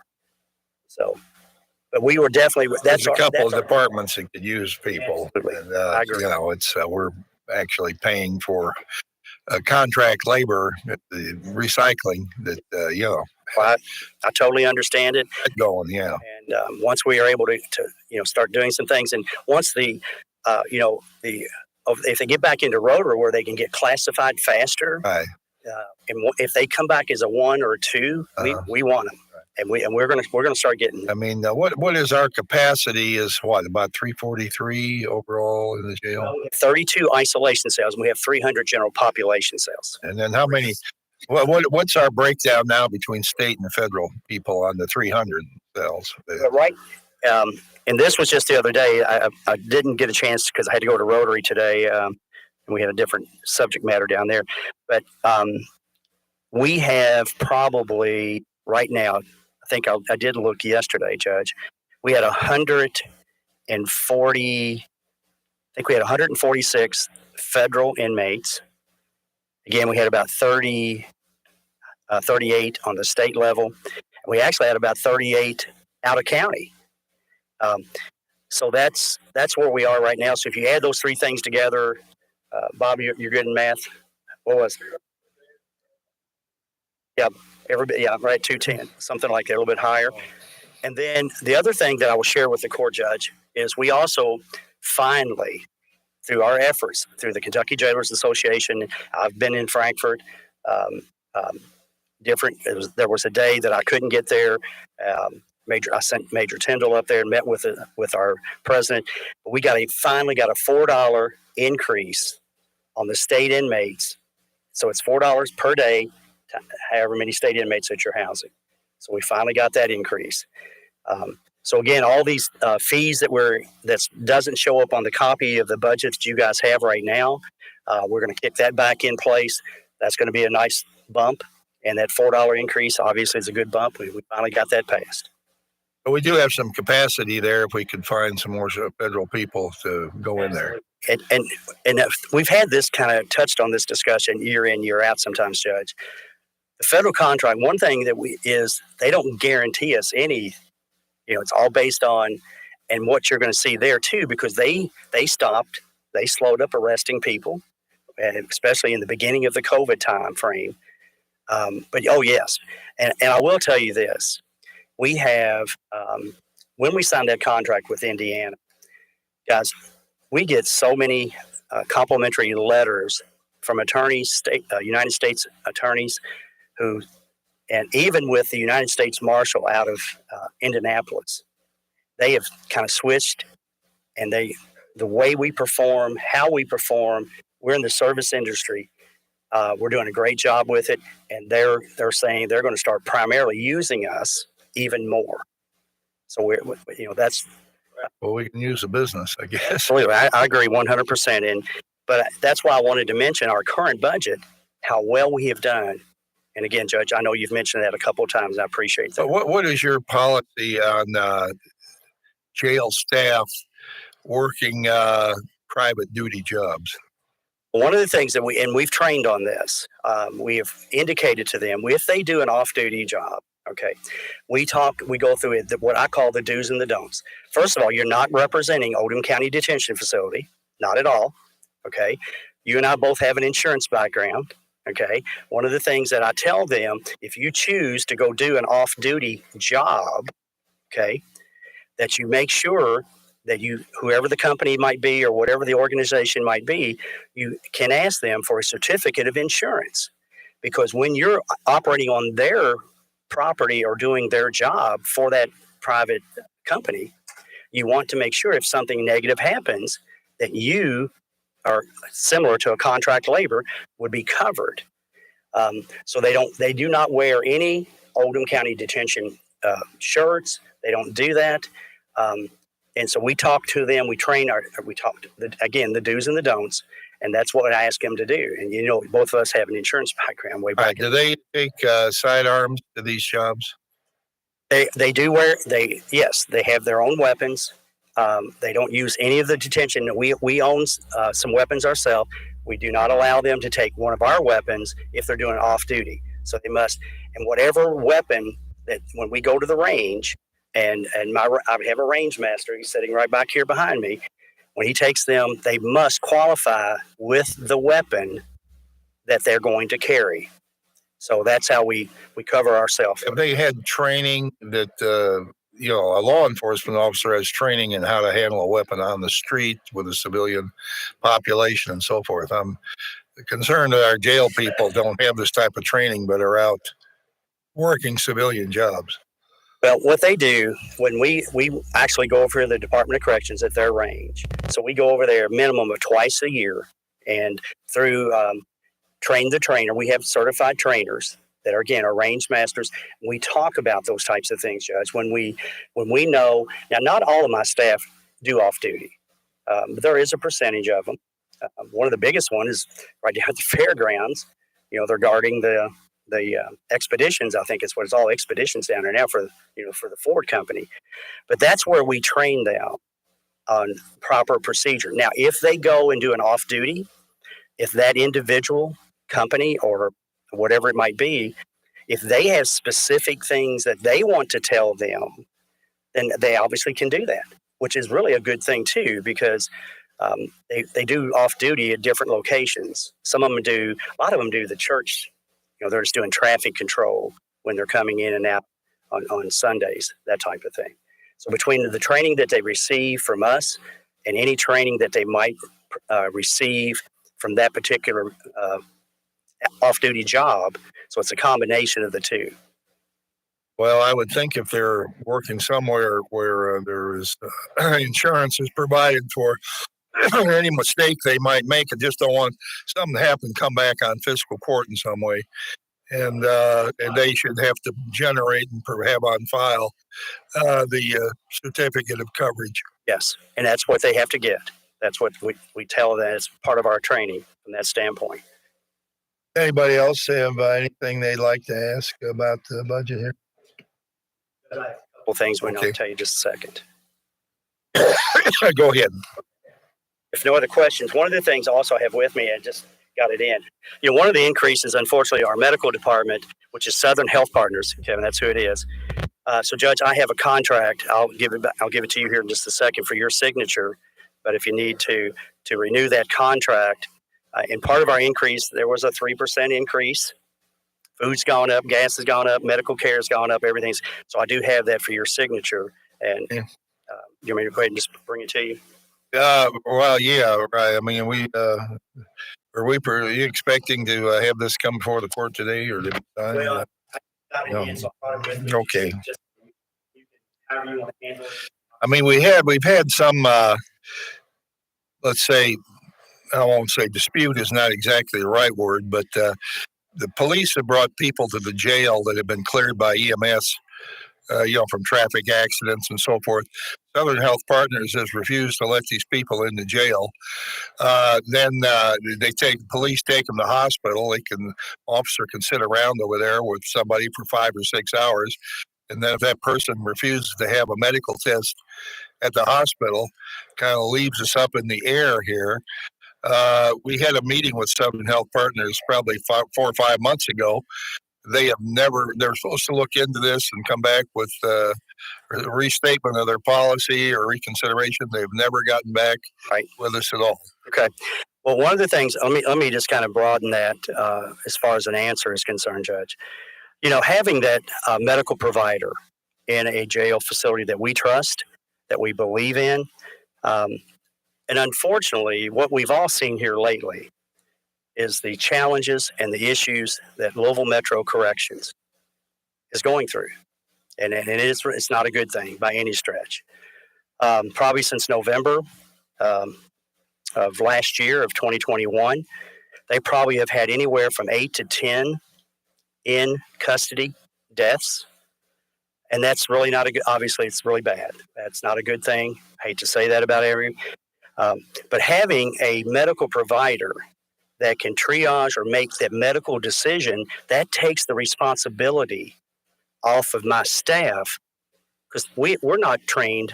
We're trained on the, we're trained for first aid and CPR and things of that nature, but we're not medical professionals by any means. And having that where a medical person is making that decision, whether we take them initially or do they have to go to the hospital, ultimately they're going to end up in our jail sooner or later. But then we have that documentation signed off by medical professionals. And again, Louisville Metro, since November, has had 8 to 10 in custody deaths. And Judge, I will share this. In my 36 years, not 4 months, we've only had 2 in custody deaths. 2, because we're strong in our commitment. My staff deals with it. But when we expanded from a 115-bed jail to 332, and we went from 40 hours medical coverage to around the clock, we have medical coverage 24 hours a day, 7 days a week. And to only have 2 in custody deaths in 36 years, which minimizes law, people that want to try to sue you because that person, whoever it might be, died in custody. So I'm a big proponent of. I appreciate that, and I'm not trying to dispute it other than to say that, when a paramedic clears somebody, that's paramedic is pretty close to a physician's assistant as far as that would seem like a high enough level of clearance not to have to force the issue to see a doctor on top of it. That old saying, if you're going to make an error, I would err on the side of caution. I would do that. It's tying up our police. Well, and Judge, I totally appreciate that. But the other side of that, it doesn't happen that often. It really doesn't. When that situation does arise and people have to make those types of decisions, they're being made, again, by certified medical trained people. They're not being made by Mike Simpson as the jailer. And my biggest thing, Judge, would be this. If you choose to sign that contract again, which we've been with them for probably 12 to 14 years now, we were with them in the old jail. So if you choose to sign that contract, we'll get it renewed.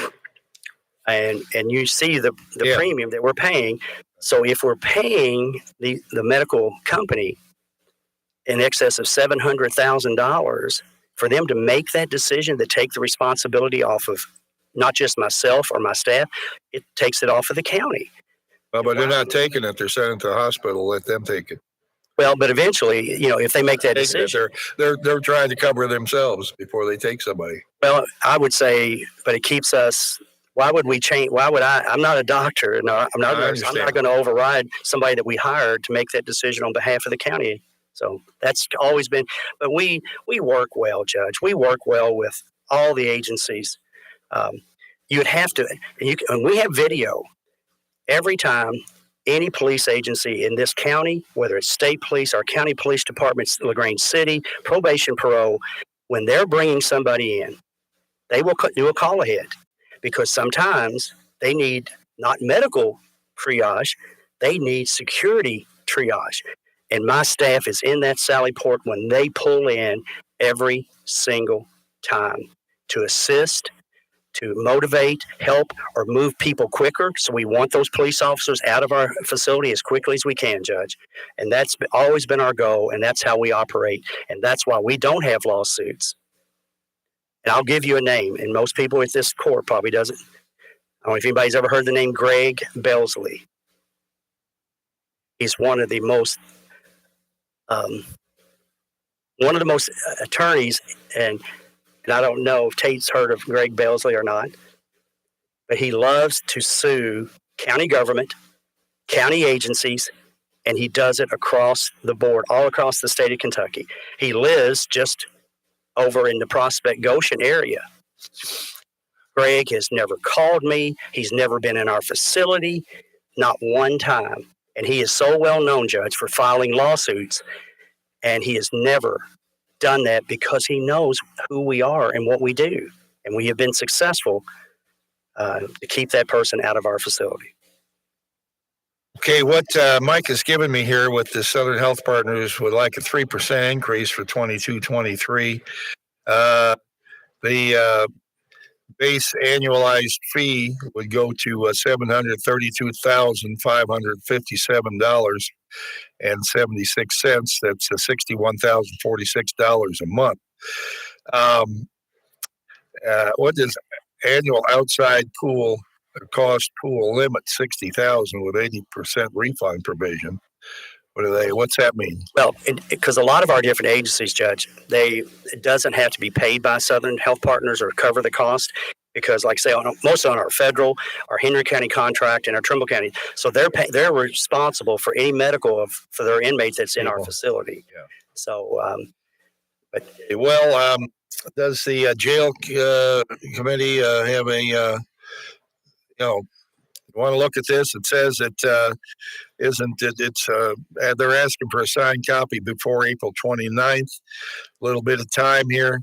Are we been with them a long time? Are we going to go with the 3% increase, or do we want to talk about it? I'm on the committee. The chairman's out of the court today. The only question that we would probably have is the price increase due to price increase, or has there been any change of service we're still going to have the 24/7. The overall cost, because they're like everybody else, they're struggling keeping nurses within that company. So it could be an increase from that standpoint. I will tell you this: the 3% is already factored into this budget. Now, again, if the court don't think that we've been with them a long time.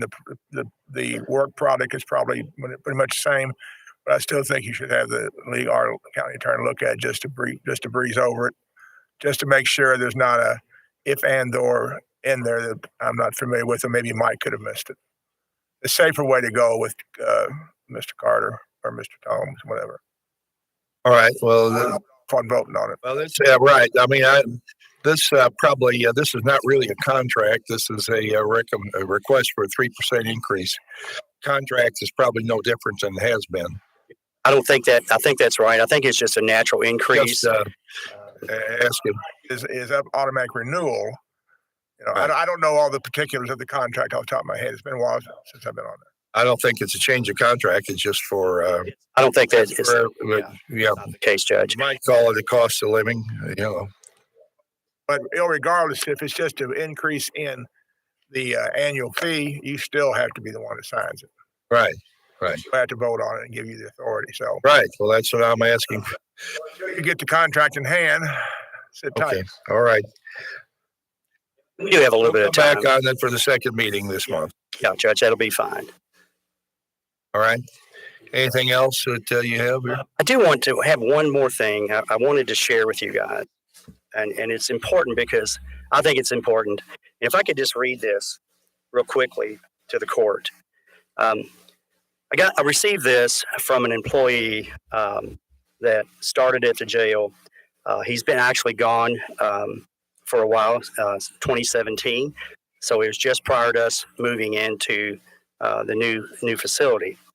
So if I could, Judge, if it's okay, I'm just going to read this real quickly. It says, "Dear Mike, I hope everything is going great for you and your family. I have visited home." He's from Oldham County, and I'll tell you the name here in just a second. I hope everything is going great for you and your family. I visited home a few times since I've left, and I've driven past the new jail a couple of times. It looks like an excellent facility, and congratulations. I know the new facility must mean a lot to you and your career and your staff. It looks like you still have a lot of staff still working there when I was there. I hope everyone is doing well. I do touch base with Jimmy Walker, and of course you know Jimmy, from time to time to stay in touch. I'm writing this email to let you know how grateful I am for you giving me my first full-time job opportunity. Working at the jail was a great opportunity for me as a criminal justice college student. It taught me so many things, and I will taught me so many things, and I will never forget. The opportunity helped me grow my career and helped me grow as an adult. I think about my journey, and I always think back to my nights, days, and weekends working at the Oldham County Jail. Thank you, Mike, for giving a young kid an opportunity to further his career. I hope I opened the door for other college students to get valuable on-the-job experience for the future. I don't think I would be where I am today if it wasn't for the 2 years that I spent at the Oldham County Jail. Jacob Barnett, and his dad's Jimmy. I don't know if you know him or not, but Kevin's shaking his head. But that was Jacob Barnett. He was still going to school. He was 21 years old, because you have to be 21. And he just sent that to me. He's doing really well right now. Well, good for him. Thank you. Thank you, Mike. All right. Thank you. Thank you all so much. I won't be walking down the aisle anymore. Unless you need me, Judge. Okay. Unless you need me, I'll say. All right. I was 15 when you were jailer. Thanks, Kevin. You really put it in. Yeah, we all age. I always look for the person that coined that phrase, golden years. No, golden years are not good, are they? Replacement. I haven't made it yet, but yeah. Thank you all. Okay, thank you. All right. All right, bed should die. Break, sir. Yes, sir. Is there a motion to take a break here? All right, second. All in favor? All right. It's 5 to, how about 5 after? 5 minutes isn't long enough. Okay. Come back at 5 after 4, please.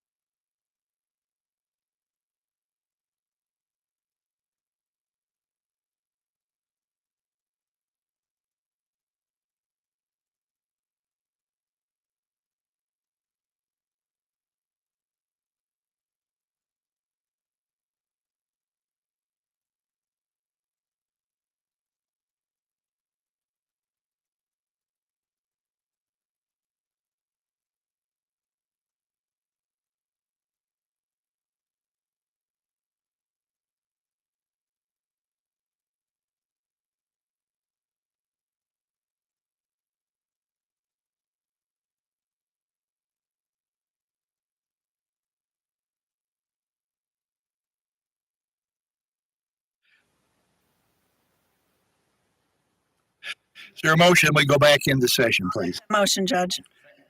All in favor, please say aye. Aye. Go back in session. We'll continue on now with our payables under county administration. Is there a motion now that we pay the bill? Pay the bills. Make that motion, Judge. Second. Any questions on any of the bills this 2 weeks? Hearing none, all in favor, please say aye. Anyone opposed? Motion carries. Now we'll deal with budget transfers, and I think Melissa Horn will lead the court through that discussion.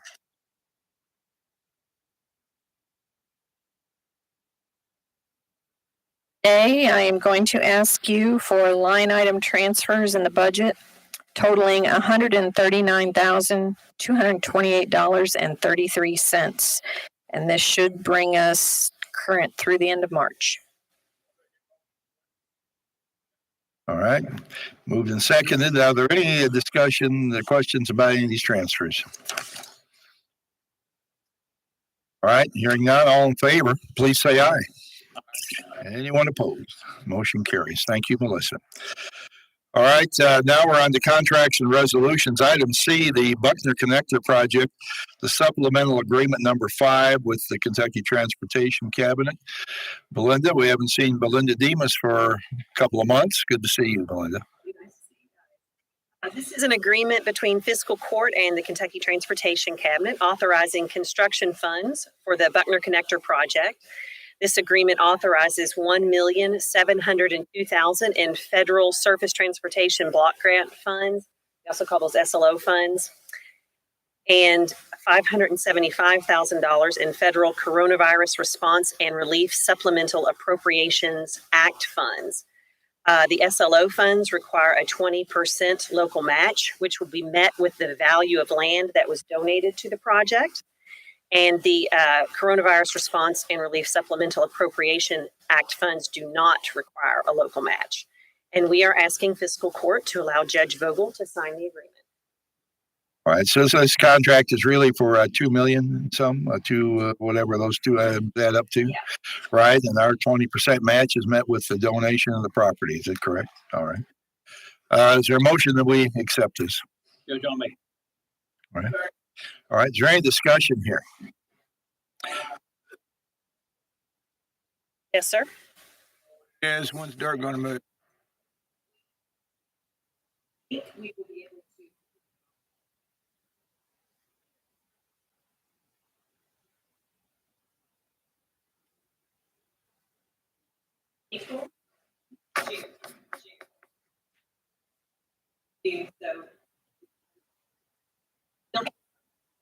Asking if you can put your mouth to the microphone a little bit closer.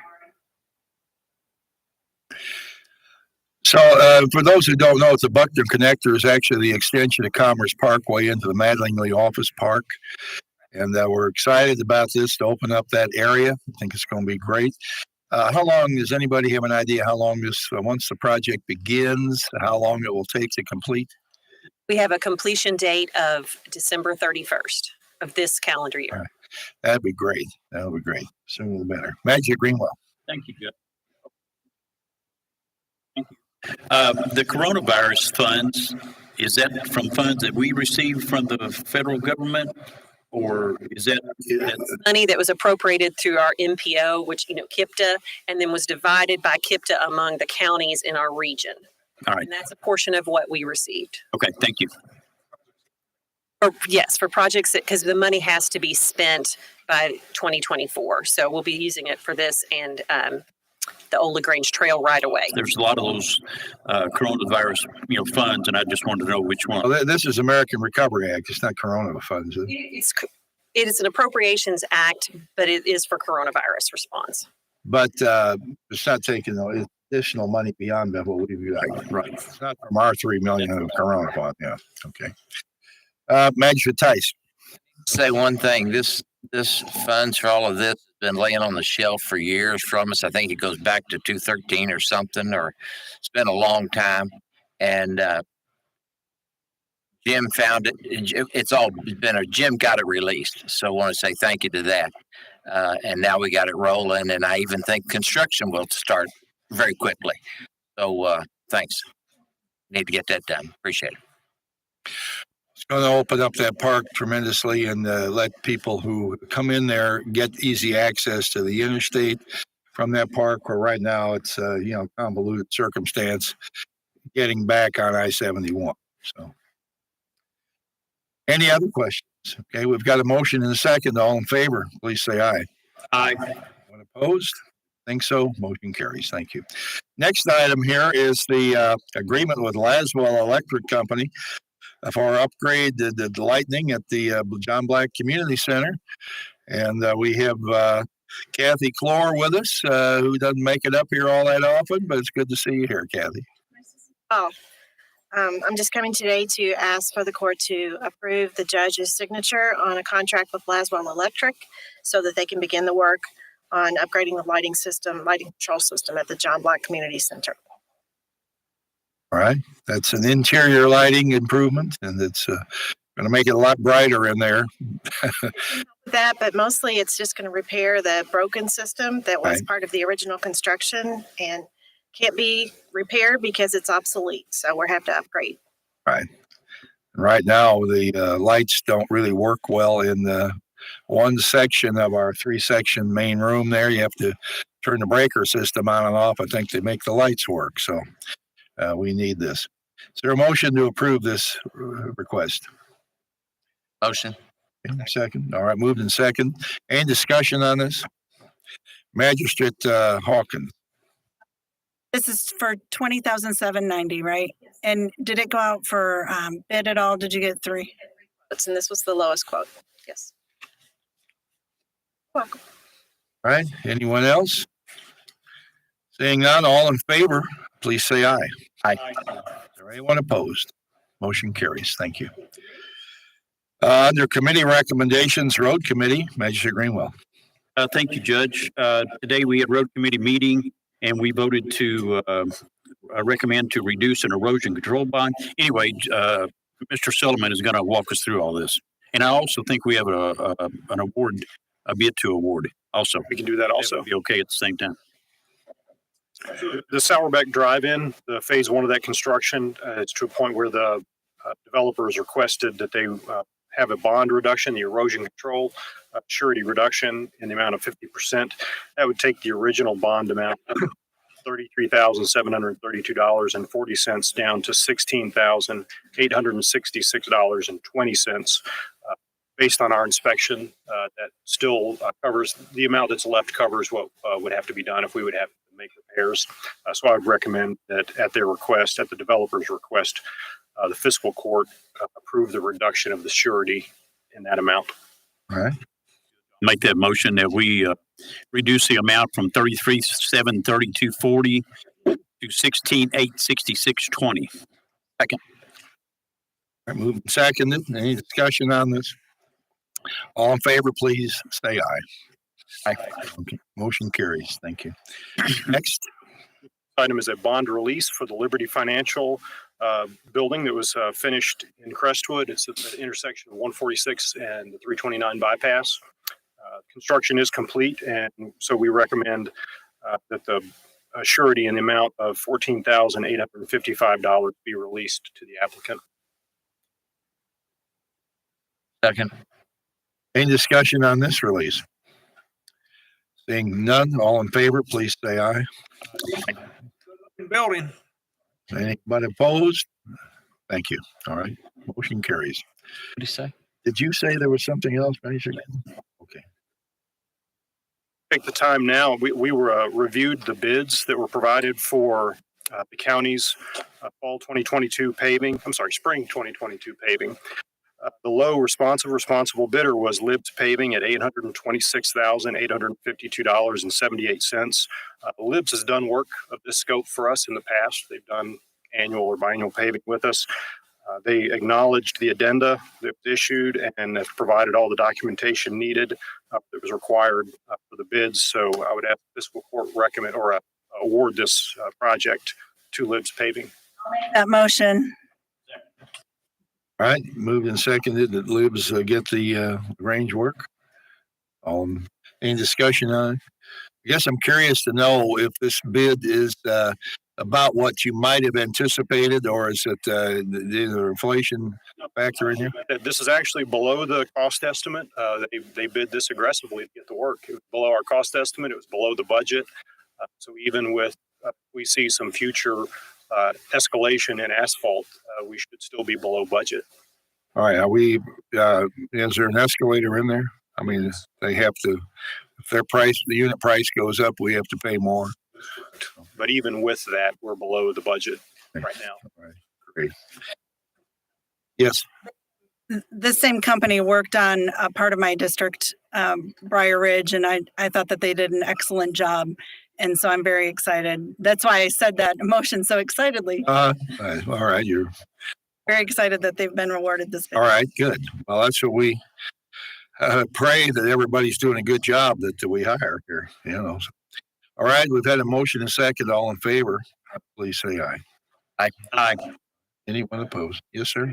This was for the county, right? Yes. You mentioned LaGrange there a second ago. You threw me off.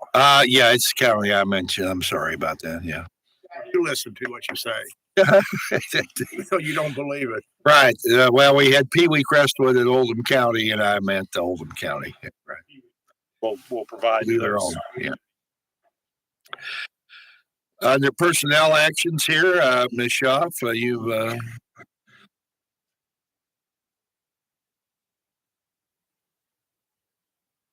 one item today that is going to be a new hire for a building monitor at the Parks Department. It is Christopher Howard at $7.50 an hour, and that'll be effective tomorrow, the 6th. Motion to approve Mr. Howard's hire. All in favor, please say aye. Aye. Anyone opposed? Motion carries. All right, thank you. That was easy enough. Now I'd like to ask that we appoint Ralph Matheson, who is the president of the Goshen Homeowners Association, it's really for a short term until June 30th of this year, to fulfill the unexpired term of Gary Gerdeman.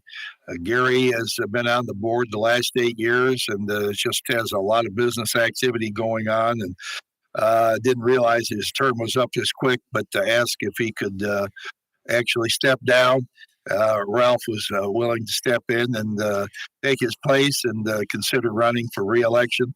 And that Ralph has, been a great community leader over in the North Goshen area. I'm sure he'll do a good job on the North Oldham board. So, motion, Judge. Second. All right. Any discussion? All in favor, please say aye. Aye. Motion carries. Thank you. Now we're down to our final public comment. Did anybody come in who would like to address the court? Do you have something, Rachel, that want to bring us back the tennis court recommendation?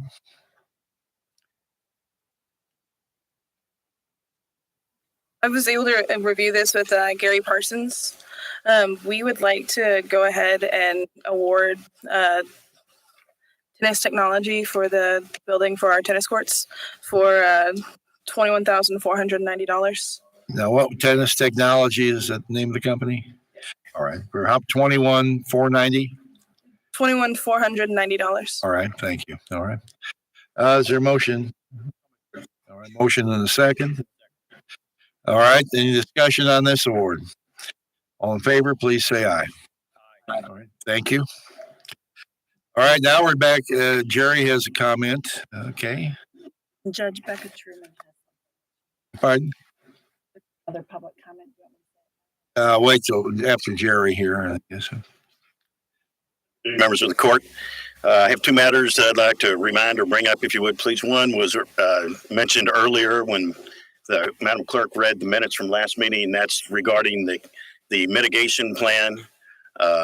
You all should have or did receive an email like moments before we came in here about just reminding you, if you will, to go review the plan at the website in the email, and then follow on with filling out the form showing that how many minutes or hours would be nice that you spent reviewing the plan. And again, the purpose of that is because this region has to do 200 hours, or we're short 200 hours in kind of participation by doing that, reviewing it, and making ourselves aware of the plan, and that goes with matching what the federal government wants us to do. So I'm just here reminding that for her.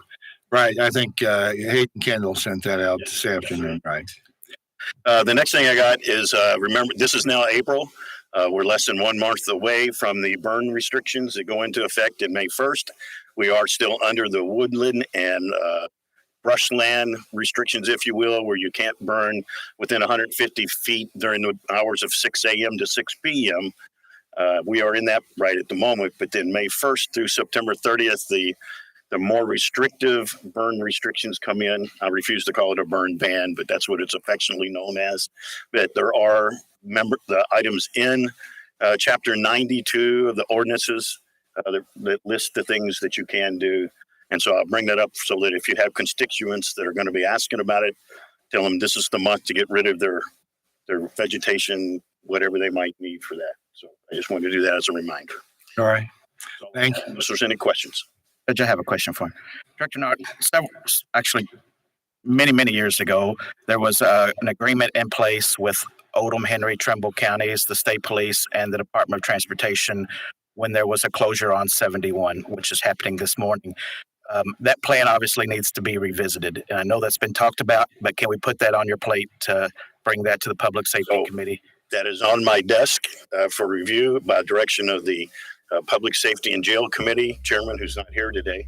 But that is on my desk for the direction. I have it, and it's being reviewed and worked on. Thank you. Right. We get enough accidents. There isn't, we've looked at every option there is out here, and that isn't a good one, really. If you're going to tie up 42 all the way to Prospect, it gets into Oldham County, North Oldham schools, and Prospect police don't like it. And it's just, there's no easy way to go. I can give a Bravo Zulu, I'm sorry, that's a military term. Kudos, a prop up for the Oldham County Police today. I talked to the chief immediately upon learning the one at the Oldham Jefferson line. He immediately got an officer to the railroad tracks in Crestwood as quick as we could. Magistrate Greenwell actually was there first. I just happened to be picking up my dry cleaning. And he averted one from going over. But the officer was en route as he had called. I mean, that all happened that quickly. And then, of course, they wanted us to divert everything off the 14. And then another one happens at the 18. It's our county. It's I-71. It's ours. But the Oldham County Police did great today. So I want to give them props. Thank you. Okay. Were you had your hand up, Lisa Paris? Okay, you can.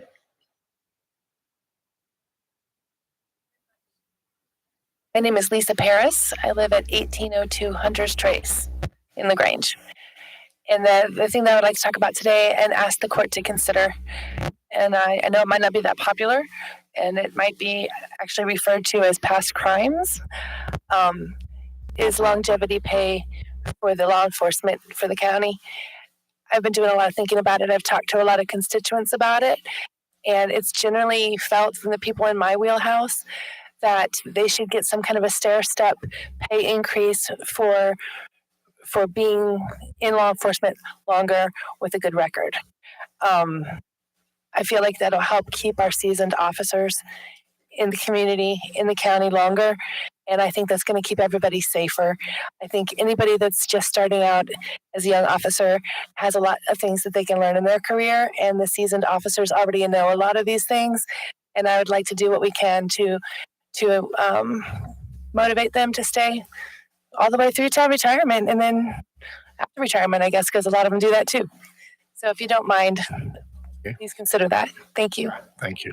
Okay. Did you have a comment, Magistrate Hawkins? Becca Truman is our watershed coordinator, our Curry's Fork watershed coordinator. She wanted to speak at public comment, but had to leave for another situation she had to go to. But she wanted to leave this. I can see there that you all can see this, but this is stream management workshop and stream management and restoration workshop, Wednesday, April 13th, 5:30 to 6:30, 1 hour. It's in person and online. And 7% of Oldham County properties have a stream either behind them or through them. And so this is going to be information to how to manage your stream and waterway, wetland, or drainage swale on your property.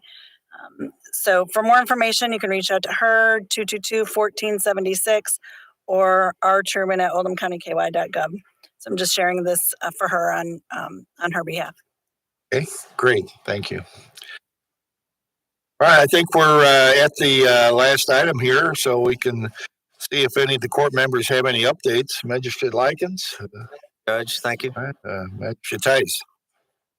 Today we had two longtime public officials, servants here today. One of them is Julie Barr, County Clerk, and Mike Simpson. We may not see them again at court, but our many thanks should go out to them for all of the time and their efforts and what all they've done for our community in managing and running their departments. Excellent. Okay, thank you. Magistrate Woosley. Judge, I just have one item. Today on our payables, we paid 2 invoices, both for protective vests for our canines. The money, the majority of the $2,400 for those vests came from a donation from Detective Indre Samu, who is a District 3 resident, but he works for the state police, and he impersonates Elvis on the side. Oh. He made that donation so that we can buy those protective vests for our canines for Oldham County Police. So I just wanted to recognize that. All right, thank you. Appreciate that. I was unaware that that money had been donated. Have we received that yet? I don't think. The donation through the Citizens Police Academy. So, coming. Okay, it's coming. Okay, great. Thank you. I thank him. All right, Mr. Greenwell. This is spring break week in Oldham County, and it's ever nice not to see all that traffic on the roadways. And as Jerry Nard said, I was in Crestwood this morning whenever the alarm went out, or the notification went out about the rollover on 71 or the accident. And I did see some try to go over the track, and I tried to keep them from doing that. But as I left there and came home, I noticed a lot of trucks using Veterans Memorial Parkway. So I think the word's getting out, but slowly. But I mean, I saw 2 trucks trying to cross the tracks. I bet I saw 15 trucks come the right way. So slowly but surely, I think the word's getting out there. So thank you. Excuse me. I'm having a hard time today. It's just I'm allergic to something. I don't know what it is. I guess all I want to say is bless you. I've sat next to you, but I haven't had a chance to holler that each I know. time. I've sneezed about 6 times today, but I don't know where it's coming from. But Other than that, I don't have anything. That's it. Okay. Thank you. Measure die. Yes, thank you, Judge.